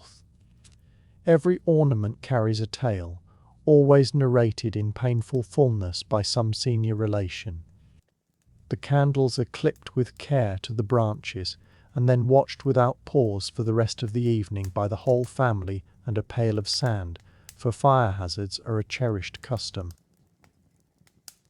On Christmas morning you wake early, trembling with excitement and the cold in equal parts. The gifts are plain, nearly symbolic, perhaps a painted wooden toy, a knitted scarf or that long-awaited orange, the citrus equivalent of a winning ticket. Nobody receives batteries, chiefly because they have yet to be invented, though even had they existed, your toy would still run on pure imagination and hope. Breakfast is a humble thing, the hush before the culinary tempest, some bread, perhaps a sliver of cheese, and, if your mother feels open-handed, a dab of homemade jam. You are cautioned not to spoil your appetite, though the greater trouble is summoning one at all after the feast of the night before. The children are herded into a corner to play quietly with their new prizes, and those who grow too loud are dispatched to practice carols with the least musical member of the household. The centrepiece is the Christmas dinner, a monument to Victorian excess and kitchen ambition. The table sags beneath roast goose, or, if fortune is kind, a scarce turkey, mounds of potatoes, mincemeat pies, and that ever mysterious boiled pudding, doused in brandy and set alight for the sake of drama. The older relations applaud, the children gasp, and someone unfailingly attempts to smother the flames with a lace napkin. No meal ends without speeches, sprawling toasts to Queen, country, and the sturdiness of the family, while sentiment pours as freely as the weak sherry. Your parents dwell on Christmases gone by, each recollection less believable than the one before, one insisting that in his childhood they made do with a single walnut, while a fond grandfather maintains the pudding was larger, the weather harsher, and the oranges sweeter. Then comes the ritual of compulsory merriment. Parlour games governed by rules so tangled that nobody ever truly wins. Dramatic readings of Dickens, and, for the hardy, a brisk turn about the frozen garden to settle the stomach and prompt reflection on one's many blessings. You are obliged to thank every grown-up present for your gifts, whether or not you asked for socks, required socks, or even recognized the object as socks. By evening, the household hovers between weariness, contentment, and gentle indigestion. As the gaslights waver and the wind rattles the panes, everyone gathers to sing carols, off-key, whole-hearted, and forever half a verse astray. The adults trade tired smiles while the children, sticky with dried fruit and feeling, begin scheming how to stretch the magic a little further. A Victorian Christmas is a lesson in gratitude, patience, and not burning the house down. As you sink at last into bed, clutching your orange, your single treasured toy, and the memory of laughter and disorder, you are reminded once more that the true tradition is merely surviving the whole affair with most of your dignity and your stocking intact. Pets exist to forge character and resilience. You might keep a dog, a canary, or a startlingly bad-tempered hedgehog, though your steadiest companions are more likely the family lice, whom nobody appears to mind. In the Victorian nursery, animal company arrives in many guises, some welcome, some rather less so, and most turning up without any invitation. If luck is with you, the household owns a small, jittery terrier that spends half its days barking at Coleman and the other half leaving fur on every surface within reach. There may be a caged canary chirping endlessly at the window, or, for the bolder families, a hedgehog obtained in a burst of naturalist zeal and regretted the instant it took the nursery rug for a private assault course. Pets are prized for the moral lessons they impart. Dogs school you in loyalty, canaries in patience, and hedgehogs mostly in humility. Children are charged with feeding, cleaning, and every so often fetching their animals from spots no pet ought to reach, such as beneath the grand piano or partway up the kitchen chimney. Responsibility is nurtured, and so is fortitude. When a hamster comes to its untimely close, it is laid to rest in the garden with a Bible verse and a crisp reminder that life is brief and dust returns to dust. Tenderness is saved for costly ponies and the odd goose that outlives Christmas. Yet for every recognized pet, there is a multitude of unrecognized ones. The Victorian nursery hums with small busy creatures, spiders in the corners, a procession of ants the moment anyone spills jam, and the constant drone of houseflies. Bedbugs settle comfortably into your mattress. Mice convene their secret councils behind the wainscoting, and, inevitably, the family lice take up residence in your hair, cheerfully overlooked by all but the nanny, who wields a special comb and a distant 1,000-yard stare. Efforts to fight the pests are inventive, if not always successful. Sticky paper traps dangle from the ceiling, breathing faintly of vinegar. Lavender sachets are tucked beneath pillows in a hopeless bid to repel moths. The cat, engaged in theory to hunt mice, passes its days sunbathing and looking affronted.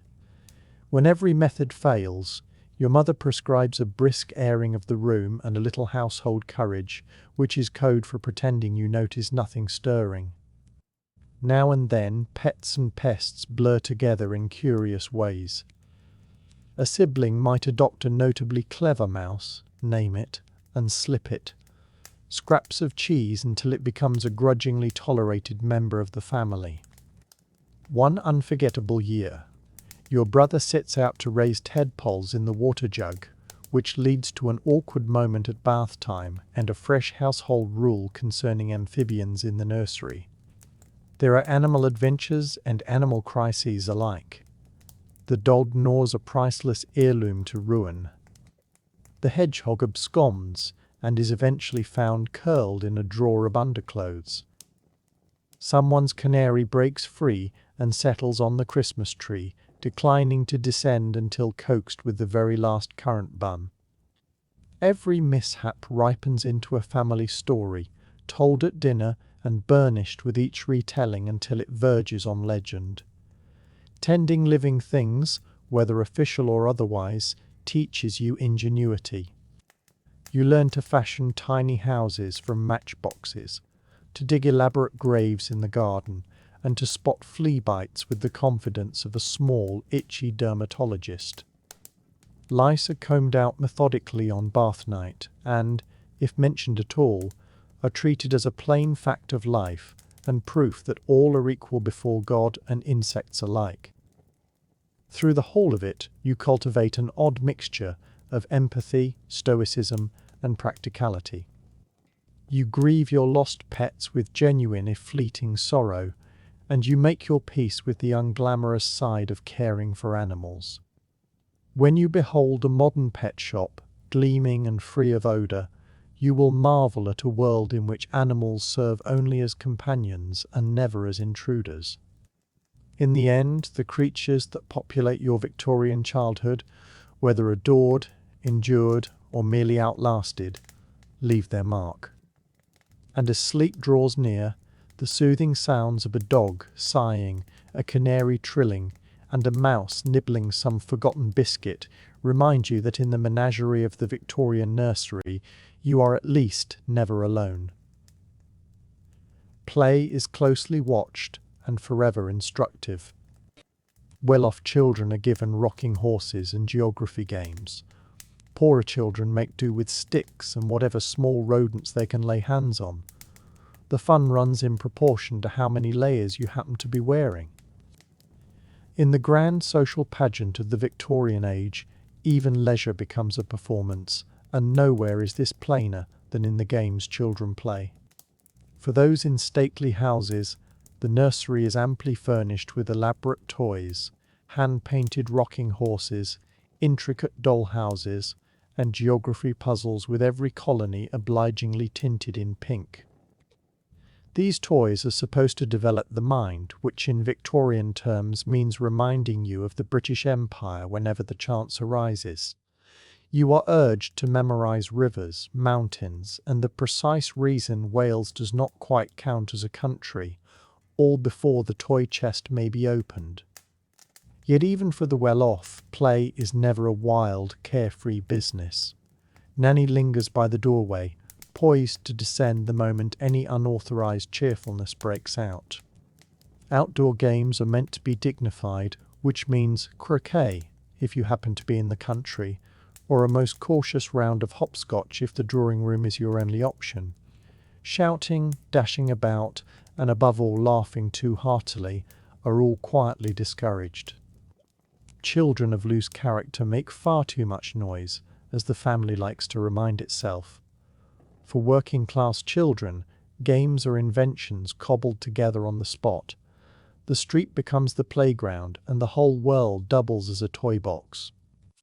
You might send a hoop rolling down the alley, stage sprawling battles armed with nothing more than a stick and a lively imagination, or barter bottle caps for the honour of perching on the least splintery stretch of curb. Catch a mouse, and you may attempt to race it, though Victorian mice are famously well organised and inclined toward the occasional work stoppage. Clothing marks another boundary. Wealthy children are bundled into so many petticoats and sailor suits that any dash forward ends in a heap. Poorer children receive a solid pair of hand-me-down boots, usually 2 sizes too large, and whatever shirt outlasted the previous winter. The richer you are, the likelier you end up snagged in lace while attempting to climb a tree. The poorer you are, the likelier you tumble out of one and fail to notice until supper. Pretend games belong to everyone, but their subjects give away your rank. In grand homes you play afternoon tea, pouring imaginary Darjeeling for dolls with faintly troubled expressions. In working-class homes you play shop, factory, or dodge the constable, with a degree of realism that would have pleased Dickens. If fortune truly frowns on you, the game is fetch the laundry before the rain arrives, a pursuit with all the delight of an unpaid apprenticeship. A few games slip across the divide. Marbles is pursued with equal devotion in parlours and back alleys, though the marbles themselves differ.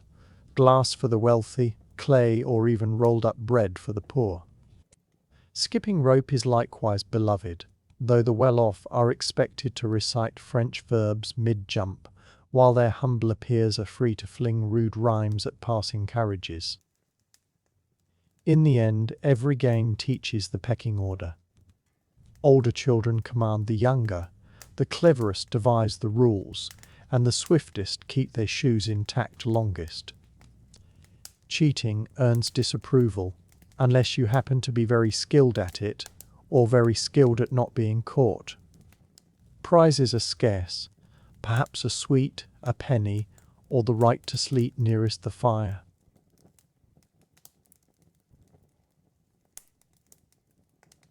Still, for all the rules and the rags, amusement finds a way through. You laugh, you compete, And now and then you scheme against grown-ups who fail to grasp the splendor of a well-aimed mud pie. For a handful of precious minutes, social class dissolves, and the only question that counts is who can leap the highest, run the fastest, or keep a marble collection safely out of the family cat's reach.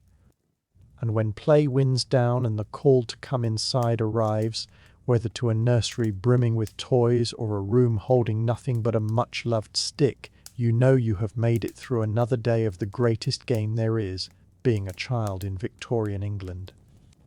Every Victorian child, whether housed in a mansion or a cramped attic, understands that stepping onto the street is an adventure all its own, a living version of snakes and ladders, only with more genuine snakes, escaped pets, and considerably fewer ladders, unless you count the ones hauled about. Beyond the front door, the streets form a treacherous obstacle course of bolting horses, mysterious puddles, and chimney sweeps.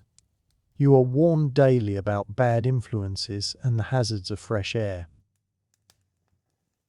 By the endless procession of chimney sweeps, before you have even crossed the threshold, your parents deliver their solemn warnings.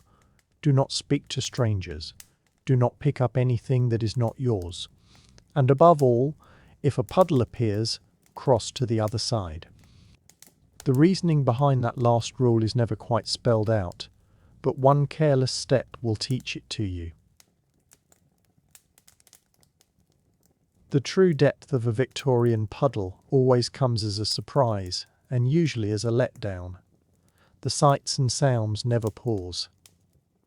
Carriages clatter past, horses snort and stamp, and market sellers bawl out prices that shift each time you blink. Somewhere just beyond view, a dog is barking, a baby is wailing, and a street musician is mangling a waltz on a weary violin. You grip your coin purse, should you be lucky enough to own one, step neatly around the questionable splatters, and stay sharp, for pickpockets are not confined to Dickens. They are in training on every corner. Crossing the road is an undertaking. Horses go first. Always presume they cannot see you, because most of them would rather not. Hansom cabs tear by with their drivers shouting at anyone and everything. Milk carts and fishmongers thunder along, leaving a wake of sloshing and, on a lucky day, a stray bit of fish. Fail to pay attention, and you will be splashed, jostled, or bellowed at, generally all together. By the finish of a single errand, you will have gathered enough mud on your boots to start a garden, and enough city gossip to fill a serialized novel. Chimney sweeps, mostly boys your own age or younger, weave in and out of the traffic, their faces black with soot and their eyes bright with the reckless spark of children who climb for a wage. You are told never to speak with them, yet you cannot resist trading grins or a secret salute. They know every shortcut and hidden corner. Lose a marble, a penny, or a younger sibling, and they are the ones to consult. On an especially bold day, you might join the local urchins in a game of chase, ducking between barrows and barrels, dodging irritated shopkeepers, and, if luck holds, the family solicitor. Bad influences, in the Victorian parental view, lie in wait everywhere, from street performers to newsboys crying penny dreadfuls, and above all, children without shoes. You are meant to avoid anyone whistling, anyone spitting, and anyone who looks freshly acquainted with a scuffle. Come home with a new accent, a torn cuff, or a suspiciously polished tale about the ghost said to haunt the baker's alley, and you will face a questioning worthy of Scotland Yard. Then there is the air itself. Victorian fresh air is a taste one has to acquire, equal parts coal, smoke, manure, and the vaguer vapours your mother frets over. You are made to bundle a scarf against the damp and scolded for the smallest cough. Yet for all the peril and grime, there is a thrill in the tumult, watching the crossing sweepers race the weather, catching sight of a parade or a puppet show, or simply outrunning the next child on your block. Coming home is its own small saga. You are inspected for fresh bruises, absent buttons, and traces of moral decline. Muddy boots are shed at the door, pockets are frisked for contraband, and faces are scrubbed so fiercely you suspect half your freckles are scoured away. Fortune may have eluded you, but you have survived another day on the finest obstacle course ever devised, a Victorian street. And as sleep arrives, the shouts and songs of the city drift through your dreams, daring you to face it all again come morning. Your path is settled early. Boys are dispatched to prep school for Latin and cricket, girls to finishing school to perfect the art of the graceful feint.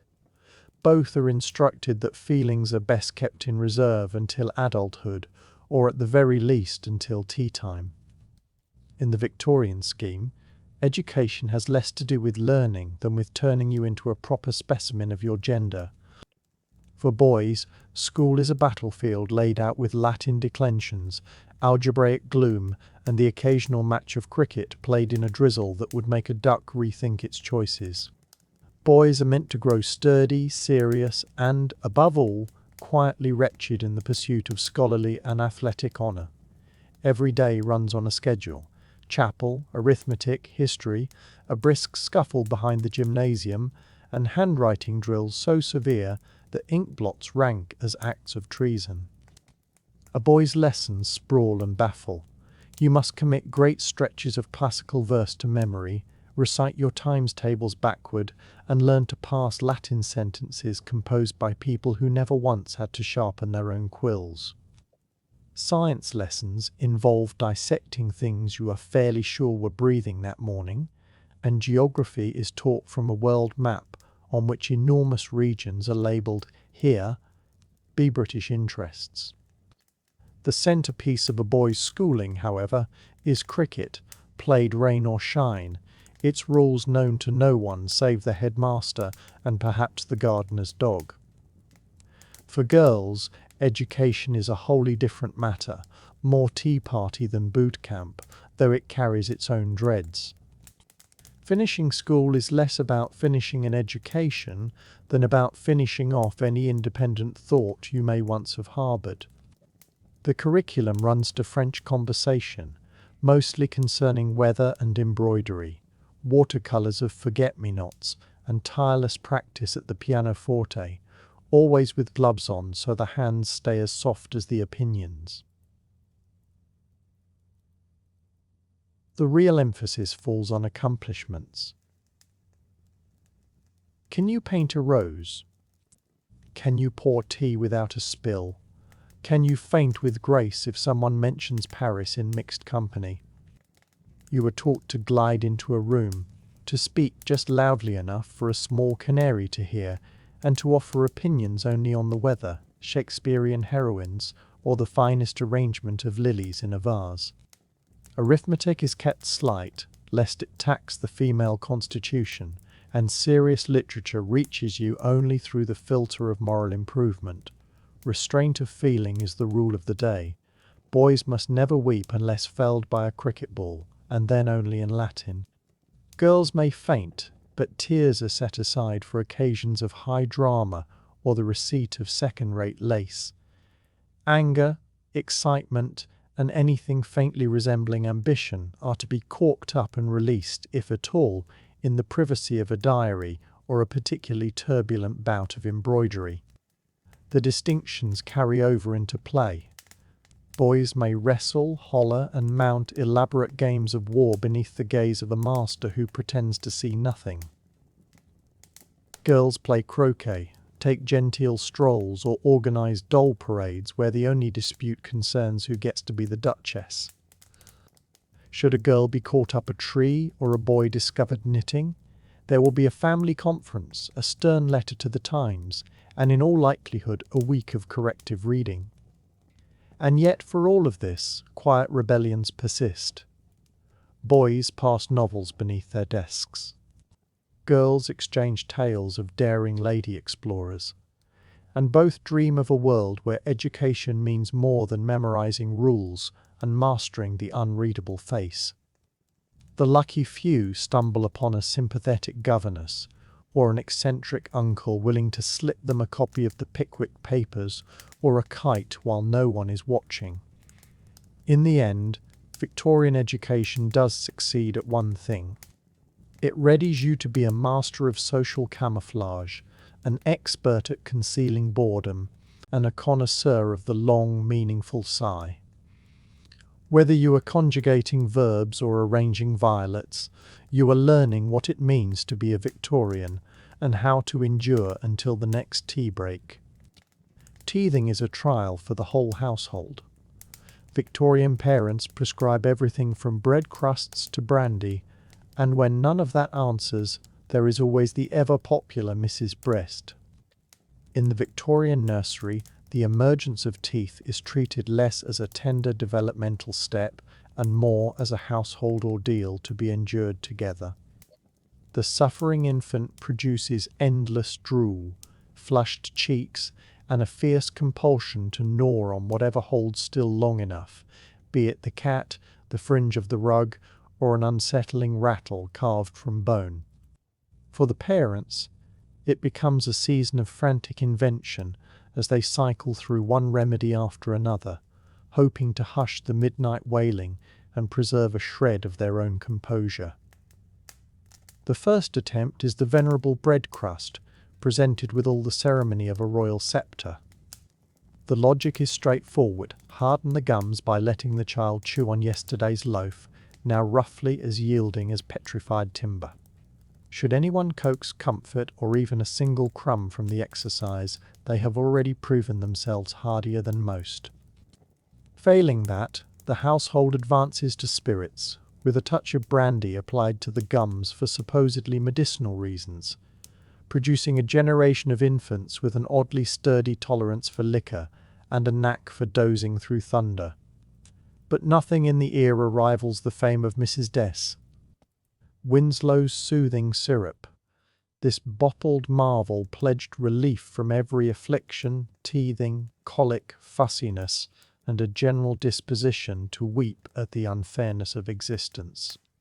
Its secret was a mixture of morphine, alcohol, and a modest sprinkling of agreeable herbs, a blend that today would call for a prescription and a rather thorough inquiry from the authorities. Parents praised it warmly, noting that the baby slept through the night, and so, at last, did they, all while politely overlooking the fact that the child had been beaming at the wallpaper for 3 days running.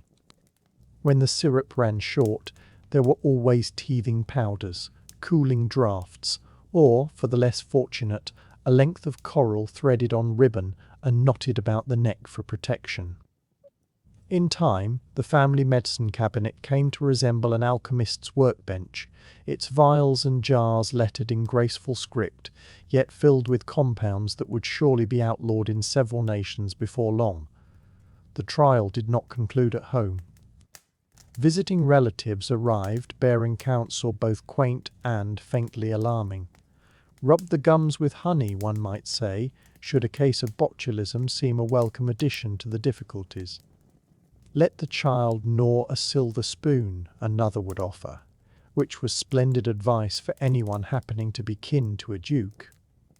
When every idea failed, someone invariably proposed airing out the baby, which chiefly meant parking the pram beside an open window and trusting the breeze to accomplish what brandy and morphine had not. Naturally, teething tested more than the infant alone. The whole household lived under a kind of siege, creeping around the nursery and listening keenly for the first thin cry.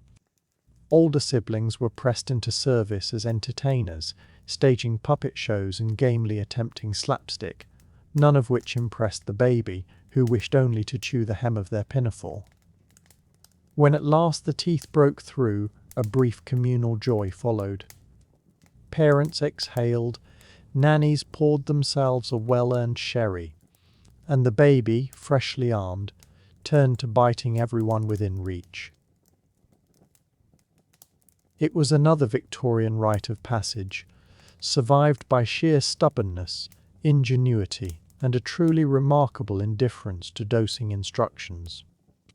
Looking back, it becomes clear that teething in the Victorian age was never merely about growing teeth.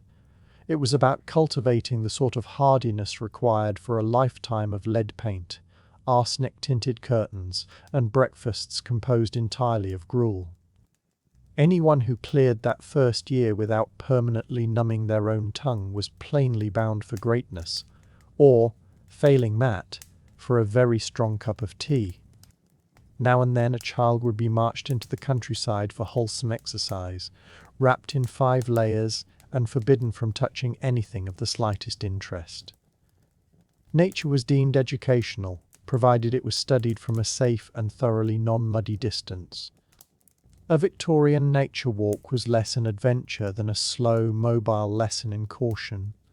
The adults, equipped with walking sticks, baskets, and enough worry to power a locomotive, would usher the children out the front door, hats fastened firmly and gloves buttoned clear to the elbow.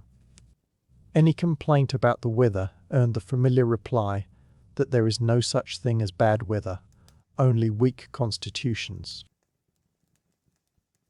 One might have wished for a joyful ramble through fields and woods, yet instead a child was led down the lane like a mildly rumpled, wool-clad duckling. As the procession trudged along, the nanny watched sharply for hazards, puddles, low branches, and above all stray dogs.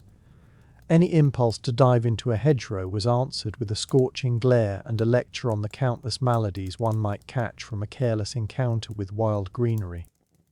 Flowers could be admired, but only from afar, and only once their Latin names had been recited. Reaching for so much as a buttercup invited an inspection of the gloves and pointed questions about one's moral fibre. The sanctioned pastimes included pointing politely at clouds, remarking on the shapes of leaves, and posing questions that could be met with a disapproving that is not suitable for children. Birdsong was to be appreciated but never mimicked. Climbing trees was entirely out of the question, as were running, shouting, or any behaviour likely to draw the notice of a passing vicar. The finest hope was permission to sketch a daffodil or gather a spotless stone, both of which would later be confiscated, dusted, and quite possibly boiled just to be safe. For all these constraints, a quiet enchantment clung to Victorian outdoor excursions. The countryside spread out in a patchwork of meadows, hedgerows, and shadowy woodlands, the air carrying the scent of fresh grass and distant cattle. Even the ever-looming threat of drizzle could not wholly smother a child's curiosity. Every so often something thrilling would appear, the flash of a rabbit's tail, a cluster of wild berries, or a distant fox slipping away before anyone could deliver a moral lesson about cunning. Each outing doubled as a chance for educational improvement. A child might be required to recite verses about nature, an ode to a skylark being a particular favourite, or to sketch an acorn with feeling and precision. There were quizzes on everything from cloud varieties to the proper way of addressing a gardener. Any flicker of genuine delight prompted a grown-up to remind the child that true appreciation for nature was quiet and contemplative, which was to say, please stop looking as though you were enjoying yourself. On a rare fortunate day, a child might be granted the singular privilege of wading in a shallow brook, though only after a lengthy assessment of the risks and the addition of so many layers that falling in would merely mean bobbing about until someone retrieved them with an umbrella. One returned home muddy only in imagination, the real dirt scrubbed away by brisk brushing and the stern application of a boot scraper. Some children, of course, discovered ways to rebel, a swift dart behind a hedge, a secret fistful of snails, or a forbidden contest of who could jump the farthest the moment the adults turned their backs. Such deeds became the stuff of Victorian legend. A child learned to cherish every stolen scrap of wildness, every dandelion puff snatched in secret, every grass stain that could be hidden until laundry day. In the end, the Victorian nature walk was a contradiction, a child out in the wide world yet firmly hemmed in by etiquette and wool. But even through the layers, one caught a glimpse of the wildness waiting just beyond the lane, a reminder that childhood is sometimes less about obeying the rules than about finding adventure in spite of them. The Victorians did dearly love a good haunting. A child grew up wary of everything from jack-o'-lanterns to miasmas. Every unexplained cough was pinned on a nearby ghost, and one was expected to keep one's soul tidy at all times. The nursery brimmed with whispers and shadows, and every creak of the floorboards, every flutter of candlelight gave someone, usually an older sibling or a particularly mischievous uncle, the chance to announce that the house was haunted. One was warned never to whistle indoors, for it summoned spirits, to cross oneself before passing a mirror at night, since that was where ghosts slipped in, and to keep windows shut after dark, lest miasmas or something worse should drift inside. 3 sneezes in a row guaranteed that someone would make the sign of the cross and press a piece of bread into one's hand, just in case. Superstition was threaded through every corner of Victorian childhood. A dropped fork at the dinner table meant a visitor was coming, possibly a ghost, and certainly someone with muddy boots. Spilling salt was a nearly apocalyptic occasion, demanding an immediate pinch tossed over the left shoulder to blind the devil. One must never step over a broom, or marriage would forever remain out of reach. Should a black cat cross one's path, the proper response was to turn around, go home, and reconsider every choice made thus far. Bedtime was when matters grew genuinely eerie, for that was when the tales began, stories of haunted attics, wandering souls, and vengeful spirits with a particular grudge against children who giggled after sundown. A child lay awake, heart thudding, watching shadows stretch across the wallpaper, arsenic green as ever, convinced that every chilly draught was the breath of something otherworldly. Thunderstorms turned into gothic dramas, the howling wind surely the cry of the restless dead, and if the clock ever struck 13, well, that was best not discussed at all. Guilt and fear worked hand in hand in the Victorian mind.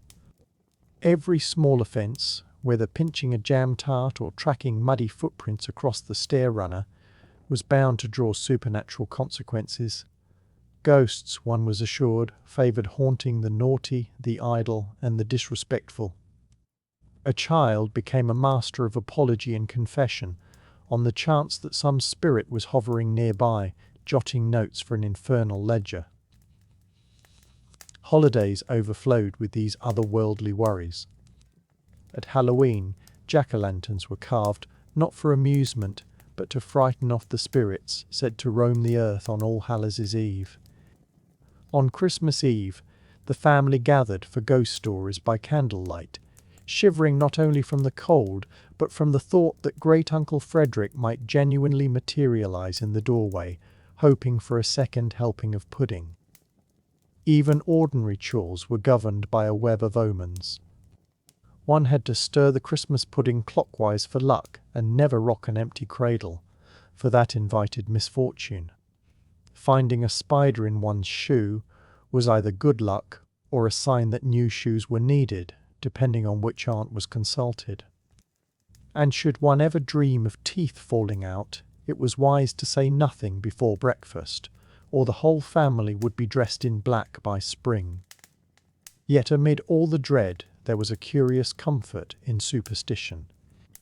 It supplied a kind of logic for the inexplicable, a way to account for draughty rooms, mysterious rashes, and why the nursery always felt colder once the sun had set.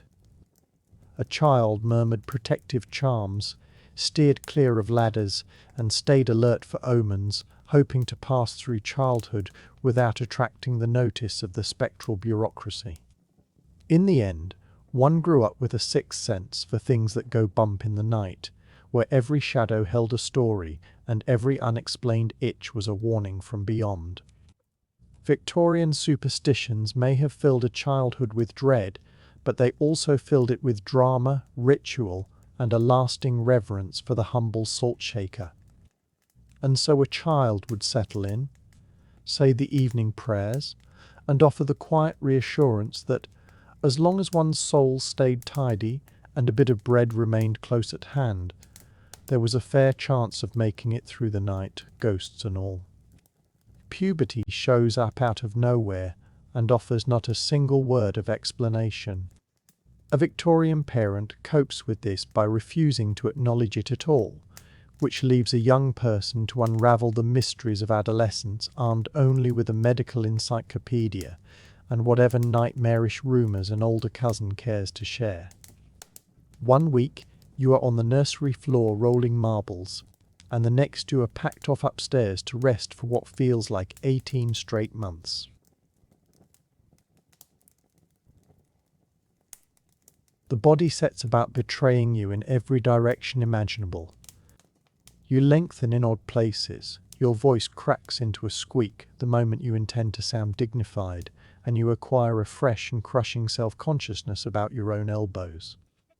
Blemishes surface without warning, hair sprouts along its own unpredictable schedule, and quite abruptly, for no reason anyone will name, you find yourself taller than your mother and clumsier than a calf trying to cross a frozen pond. The approved Victorian reaction to all of this is a firm and total silence. The word puberty simply goes unspoken. Ask your parents what on earth is happening, and they wave you toward the family library, where the medical encyclopedia supplies helpfully vague and faintly alarming illustrations alongside counsel, such as build up your fortitude, steer clear of too much reading, and take a cold bath every day. The volume's chapter on the change runs a full 3 pages, 2 of them given over to a list of symptoms that might include peculiar dreams, private thoughts, and inexplicable fits of the giggles. What passes for practical guidance arrives as a scattering of riddles. Sit up straight, you are getting a stoop, your father grumbles.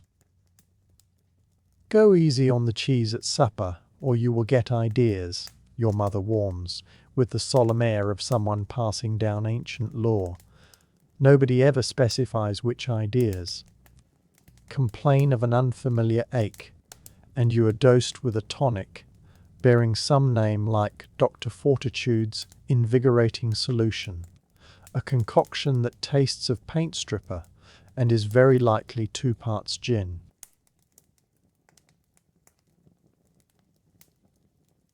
Girls, meanwhile, are handed a particularly baffling short course in Victorian modesty. On the day a mysterious little packet of blue ribbons is placed in your keeping, you sense that something significant is afoot. Put the question to your mother and she merely reddens and suggests a few extra prayers. The women of the household turn tight-lipped and cryptic, dispensing advice like, never sit on a cold step and do not go running about after tea. Should you faint in company, everyone nods with grave understanding and swiftly steers the conversation elsewhere. For boys, the passage into manhood is every bit as murky and a good deal itchier. All at once you are expected to spend long afternoons at cricket, to recite poetry with a new and weighty seriousness, and to give up climbing trees, precisely when the urge to climb has never been stronger. Older cousins back you into corners with unsettling previews of what lies ahead, most of them involving sudden whiskers, scuffles behind the stables, and the constant need to keep a handkerchief on hand for emergencies. Your skin stages a revolt, your voice mutinies. You grow newly, painfully aware of other people, girls, boys, the baker's apprentice, sometimes all in the same afternoon, and with the overwrought intensity of a 3-volume romance. Courtship, as the family manual explains it, is best carried out from a safe distance, preferably by letter, and ideally under the watch of no fewer than 4 chaperones and a dog. Your first infatuation is an anguished secret confided only to your diary and, perhaps, the family dog. The steepest hurdle of all is what to do with feeling. Victorian children are drilled to keep every emotion firmly in check, yet adolescence is nothing but a flood of new sensation, anger, elation, mortification, and a vague dread of existence all cresting at once. You are expected to ride out these squalls with poise, restraint, and the occasional bracing walk. So you cope in the time-honoured Victorian manner, corking it all up, composing a moody sonnet, and heaving a theatrical sigh at measured intervals. In the end you come through the trial, bruised but somewhat wiser, with a fresh fondness for quiet corners and a hard-won talent for appearing serene while quietly falling apart within. You will look back on your Victorian adolescence as a season of mystery, muddle, and surprisingly potent tea. By the time you're at last permitted at the grown-ups' table, you understand exactly why everyone pretends not to notice whatever the teenagers are going through. Certain matters, in the fine tradition of the age, are simply better left unmentioned. Bedtime arrives as a quick prayer, a cautionary tale about the perils of pride, and possibly a spoonful of soothing sleeping draught.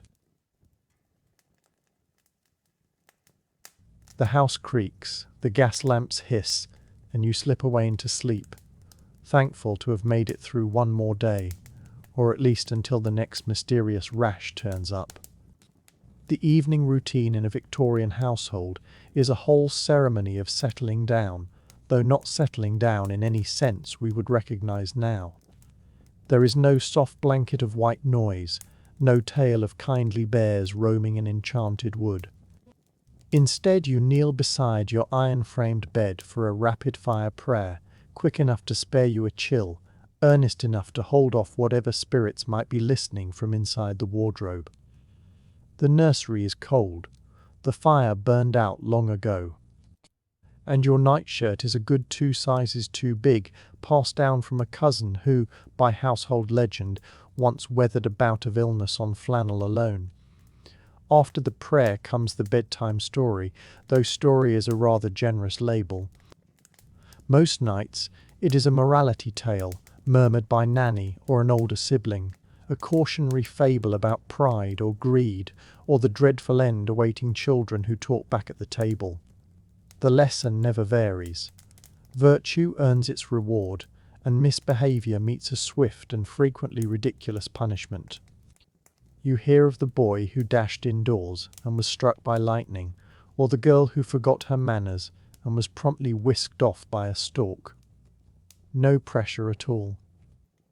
If your parents are feeling especially forward-thinking, they may offer a book, usually Pilgrim's Progress, or some marginally less unnerving volume from the family shelf of improving literature.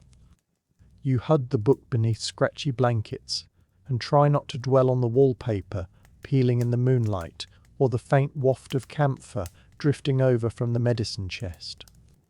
The house natters away, floorboards creak, wind rattles the pane, and somewhere a person coughs in a manner that suggests they have just glimpsed a ghost, or, at the very least, the family cat. For the restless, or the especially luckless, there is the sleeping draught.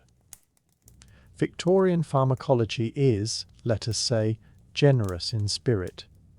A single spoonful of syrup pledges soothing sleep while carrying a measure of opium that would fell a full-grown bear for a week. Should you object, you are reminded that your Aunt Belinda took it every night and lived to the ripe old age of 34. The draught carries a faint flavour of licorice, bad dreams, and regret. Before long you are drifting in and out of awareness, grateful at the very least to be spared the full force of the house's nightly symphony. Bedtime is not all dread. Small comforts do exist. The gentle thud of a sibling's foot from the neighbouring bed, the far-off clatter of a late carriage, and that warm conspiratorial glow of having outlasted another day together. You trade whispered plans for tomorrow, vows of daring escapes, and an extra helping of marmalade, until Nanny's warning shush restores the quiet once more. You lie awake a while, watching shadows travel across the ceiling and wondering what the coming day will hold. A new rash, perhaps, or a curious spot that will demand 3 separate ointments and a stern lecture on the hazards of drafts. You are not on your own. The nursery brims with little sounds, the scurry of a mouse, the sigh of the wind, the soft and steady snore of the family dog curled beside the cold grate. Even the house appears to settle, as though sighing in relief that everyone, for the moment, is safely abed. In time, sleep comes, not gentle but complete, delivered by sheer exhaustion, storybook warnings, and precisely the right measure of tranquilizer. You dream of odd adventures, haunted nurseries, and bottomless bowls of gruel. If fortune favours you, morning finds you a touch stiff, a touch itchy, but entirely ready to meet another day in the wild, strange, and wonderful realm of Victorian childhood. And as you blink the sleep away, you recall that surviving bedtime is a small triumph all its own. Potty training in the Victorian era has less to do with stickers and gentle encouragement, and rather more to do with public mortification and an endless procession of porcelain.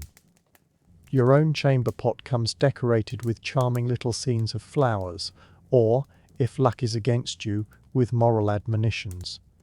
There is no flushing to speak of, only a brisk handoff to the backyard night soil man, whose job description surely features the words hazard pay.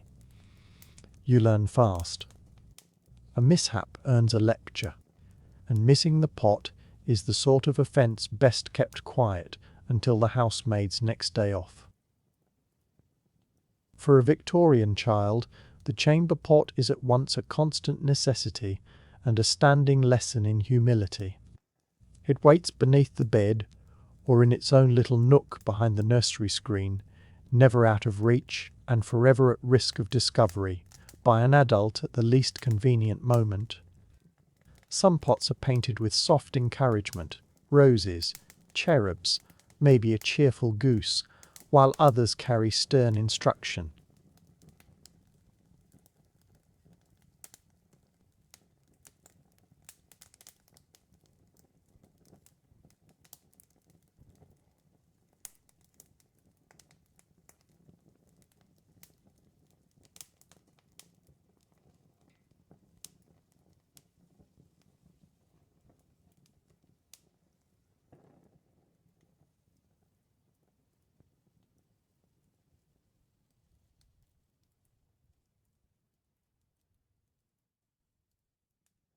Your earliest lessons in bathroom etiquette start young.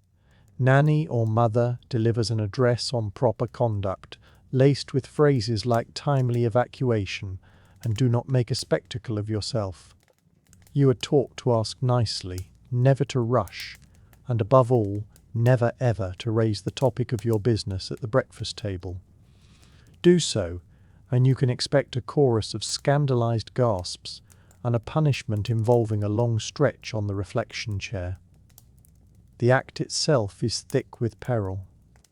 The chamber pot is neither large nor steady, and it is given to sudden movement at the decisive moment. The stakes run high.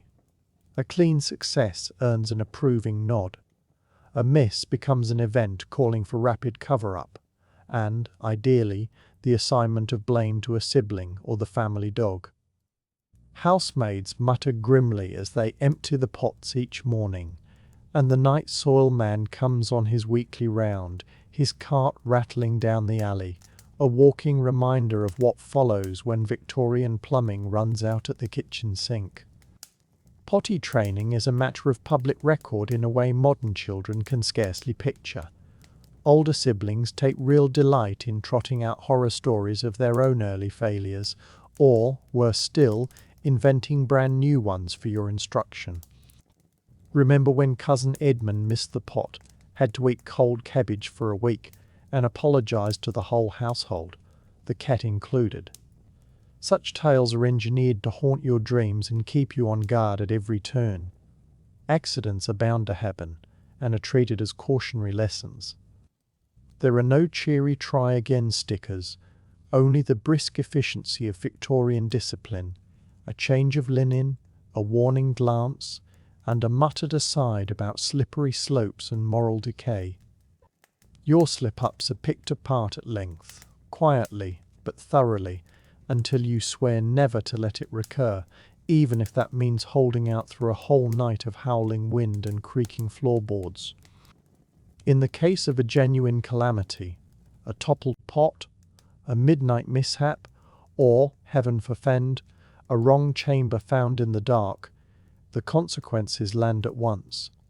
Sheets are stripped, windows thrown wide, and vinegar splashed about with abandon. Nanny supplies a running lecture on the virtues of discipline and bladder control. You resolve to swear off liquids after supper and begin mapping the fastest routes to the pot should the need strike at midnight. For many, the deepest dread is the eventual promotion to the outdoor privy. This is an expedition made in every kind of weather, equipped with a lantern, an oversized shawl, and a degree of resolve usually reserved for polar explorers. The privy is cold, draughty, and full of mysteries, spiders, echoing drips, and an odour that could lift the wallpaper. You were told it builds character. It is certainly memorable. And yet, for all of it, you adapt. You master the delicate art of balance, the value of discretion, and the importance of a quick getaway. The chamber pot settles into a fact of life, a little emblem of Victorian ingenuity, resilience, and the era's unshakable conviction that moral virtue could be coaxed, or if need be enforced, one uncomfortable trip at a time. And so you come through Victorian potty training with a sense of caution, a good measure of humility, and a healthy respect for porcelain. In a world without indoor plumbing, one simply makes do, and with a bit of luck avoids another day of cabbage-flavoured punishment. Dressing in the Victorian era, meanwhile, is nothing short of a contact sport. 5 years old or 15, the tally of buttons, buckles and laces on a single outfit competes with a modern tax form for sheer complication. Little girls do battle with miniature corsets. Boys are half-throttled by stiffened collars. And absolutely everyone is expected to pile on 3 layers at minimum, whatever the sky happens to be doing. Nothing captures the joy of childhood quite like perspiring through a wool waistcoat in July, while your mother frets over shoelaces that aren't perfectly matched. The day opens, not with a leisurely stretch, but with the unmistakable roar of Nanny flinging back the curtains and declaring that laziness cultivates both wrinkles and ruin. Before a word of protest can escape, the clothing skirmish begins. Every garment waits in an imposing tower at the foot of the bed. Petticoats, chemises, drawers, stockings, garters, undershirts, and, for the truly unfortunate, a sailor suit demanding at least 3 adults and a working familiarity with advanced knots. For girls, the first hurdle is invariably the corset, known within the family as the embrace of discipline. A child's corset exists to promote flawless posture and, one suspects, an early acquaintance with despair. Nanny handles the laces with the finesse of a competitive yachtsman, drawing them until one feels taller, slimmer, and considerably less capable of breathing. Any complaint earns the reminder that Queen Victoria herself laced tighter, and look how splendidly she turned out. Boys, for their part, must reckon with the collar, starched, upright, and seemingly modelled on some medieval instrument of correction. Each morning your mother positions you before the mirror, tugs the collar to your chin, and inspects her work like a sculptor readying marble for the public gaze. The slightest effort to loosen it draws a sharp look, and the warning that a drooping collar marks the first step toward moral collapse. You rehearse good posture by balancing a book atop your head, while Nanny examines your cuffs for stray folds and hints of frivolous living. Layering is no mere suggestion. It is a sacred rite. Summer or winter, indoors or out, you are bundled in wool, flannel, and now and then velvet, because children are held to be fragile things requiring insulation at every hour. It is a peculiar conviction, given that by noon you are glistening with sweat and quietly praying for a stiff breeze or a convenient swoon. Removing a single layer is forbidden, lest you catch a chill and bring disgrace upon the household. Dressing proves so tiring it nearly counts as morning calisthenics. Socks droop, garters give way, and buttons possess a Houdini-like talent for disappearing at the faintest excuse. Ribbons snarl, sashes wander loose, and the family dog, supposedly lending a paw, makes off with your finest glove and buries it among the flower beds. By the time you stand fully assembled, you are more exhausted than adorned, uncertain whether to venture outdoors or simply topple back into bed for a thoroughly earned rest. Mishaps are a certainty. Somebody will hook a sash on a door handle or tear a petticoat while braving the perilous act of sitting down. A popped button counts as both a small catastrophe and a public spectacle, sparking an on-the-spot mending session that serves double duty as a lesson in humility. Mothers detect every loose thread and treat each wardrobe failure as a chance for moral refinement, since a stitch in time spares embarrassment come tea time. Special occasions naturally invite fresh dangers: lace collars fastened with microscopic hooks, hats pinned to the scalp with an optimism verging on unkindness, and shoes so snug they might have been shaped for another creature entirely. You endure the family portrait in a private agony of pinches and itches, holding the sort of fixed, alarmed smile that later historians will mistake for Victorian gravity. And yet, through the sweat, the pinches, and the ceaseless scolding, you acquire agility, patience, and a heartfelt fondness for any stolen moment spent barefoot and unwatched. When night arrives at last, you shed your layers with relief, quietly marvel at having survived, and sink towards sleep, your dreams stirred by the faint rustle of petticoats and the snip of your mother's mending scissors, forever poised for tomorrow's fresh campaign against the wardrobe. Dressing in the Victorian age, it bears repeating, is a full contact sport. Whether 5 or 15, the buttons, buckles, and laces on one outfit rival a tax form for tangled complexity. Girls grapple with numerous corsets, boys are half strangled by starched collars, and everyone must wear 3 layers at least, no matter the season. Nothing announces childhood freedom like sweating through a wool waistcoat in July, while your mother fusses over crookedly tied shoelaces. Morning begins not with a yawn, but with a battle cry, as Nanny throws wide the curtains, the cold air pours in, and you are reminded that 5 more minutes has no place in a Victorian home. Your clothing sits in a daunting, complicated heap. Petticoats, drawers, undershirts, stockings, garters, chemises, waistcoats, shirts, and, if fortune truly abandons you, a sailor suit whose neckerchief was properly tied exactly once, by a great-aunt now lost to memory. For girls, the first obstacle is the corset, yes, even for children. The stays are meant to school both posture and soul, laced up by Nanny with the sort of zeal usually reserved for penning livestock. The sensation is less supportive than confining, engineered to grant a ladylike shape while quietly ensuring you take no deep breath until adulthood. Motion is reduced to gliding, shuffling, or the occasional well-timed swoon onto a fainting couch. Boys, meanwhile, wrestle with collars stiff enough to double as splints and shoes that require 2 adults, a bootjack, and a prayer to pry off. The morning goes to rehearsing posture with books balanced on the head, while Nanny checks the cuffs for frivolous folding. Should you fancy yourself clever and loosen a button, take care, for mothers wield an uncanny power to spot and correct the faintest crookedness from 20 paces. Layering is not merely encouraged, it is compulsory.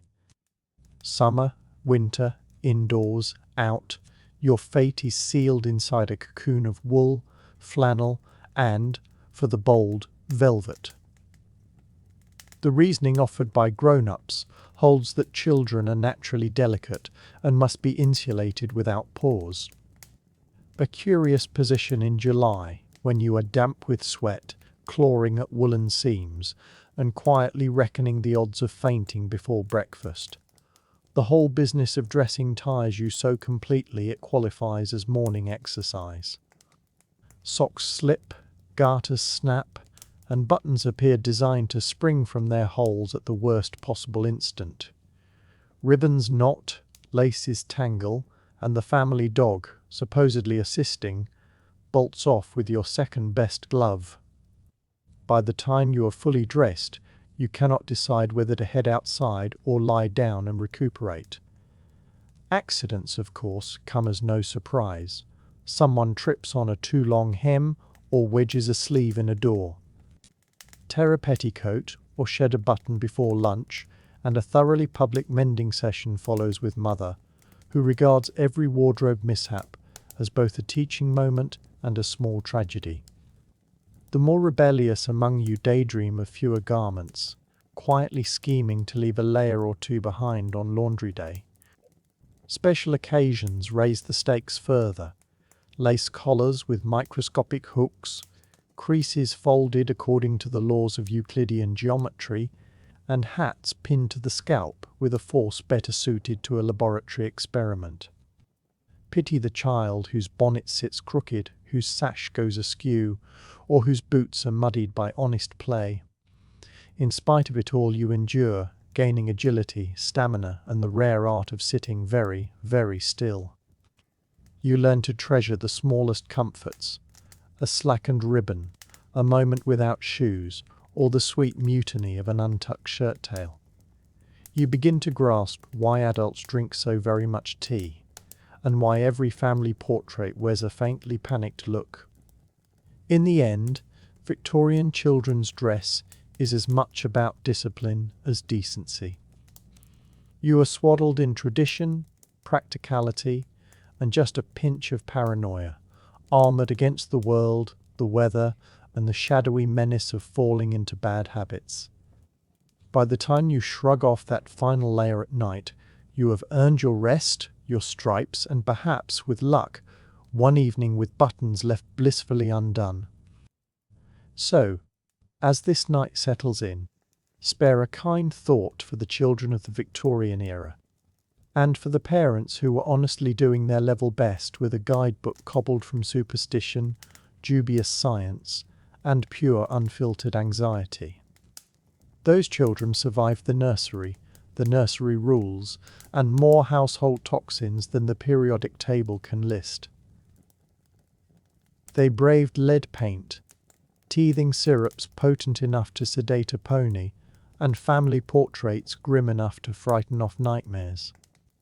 To reach adulthood was to arrive with at least 3 moral lessons, an assortment of rashes, and a lasting mistrust of anything cabbage-related.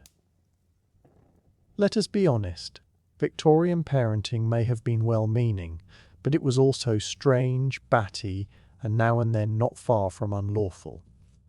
And yet through all the discipline, the questionable medicine, and the endless woolen undergarments, families held together, and children grew up tough, inventive, and armed with survival instincts to shame any modern prepper. Tonight, amid the soft, familiar hum of the present, one might offer a quiet word of thanks to the ancestors who endured cod liver oil and a childhood in which fresh air occasionally meant being suspended in a wire cage above the street. So ease off whatever small modern worries came along to bed, for there is no laudanum in the medicine cabinet now, no arsenic woven into the curtains, and no one insisting that the liver pudding be finished, only the comfort of the present, the luxury of safety, and the quietly heroic absurdity of. History can be both brutal and absurd, yet it stands as proof that people are stubborn, hopeful, and forever devising new ways to make it through the day. Everyone who came before, rest easy, and may the night stay free of mustached nannies and lead-based wallpaper. Good night.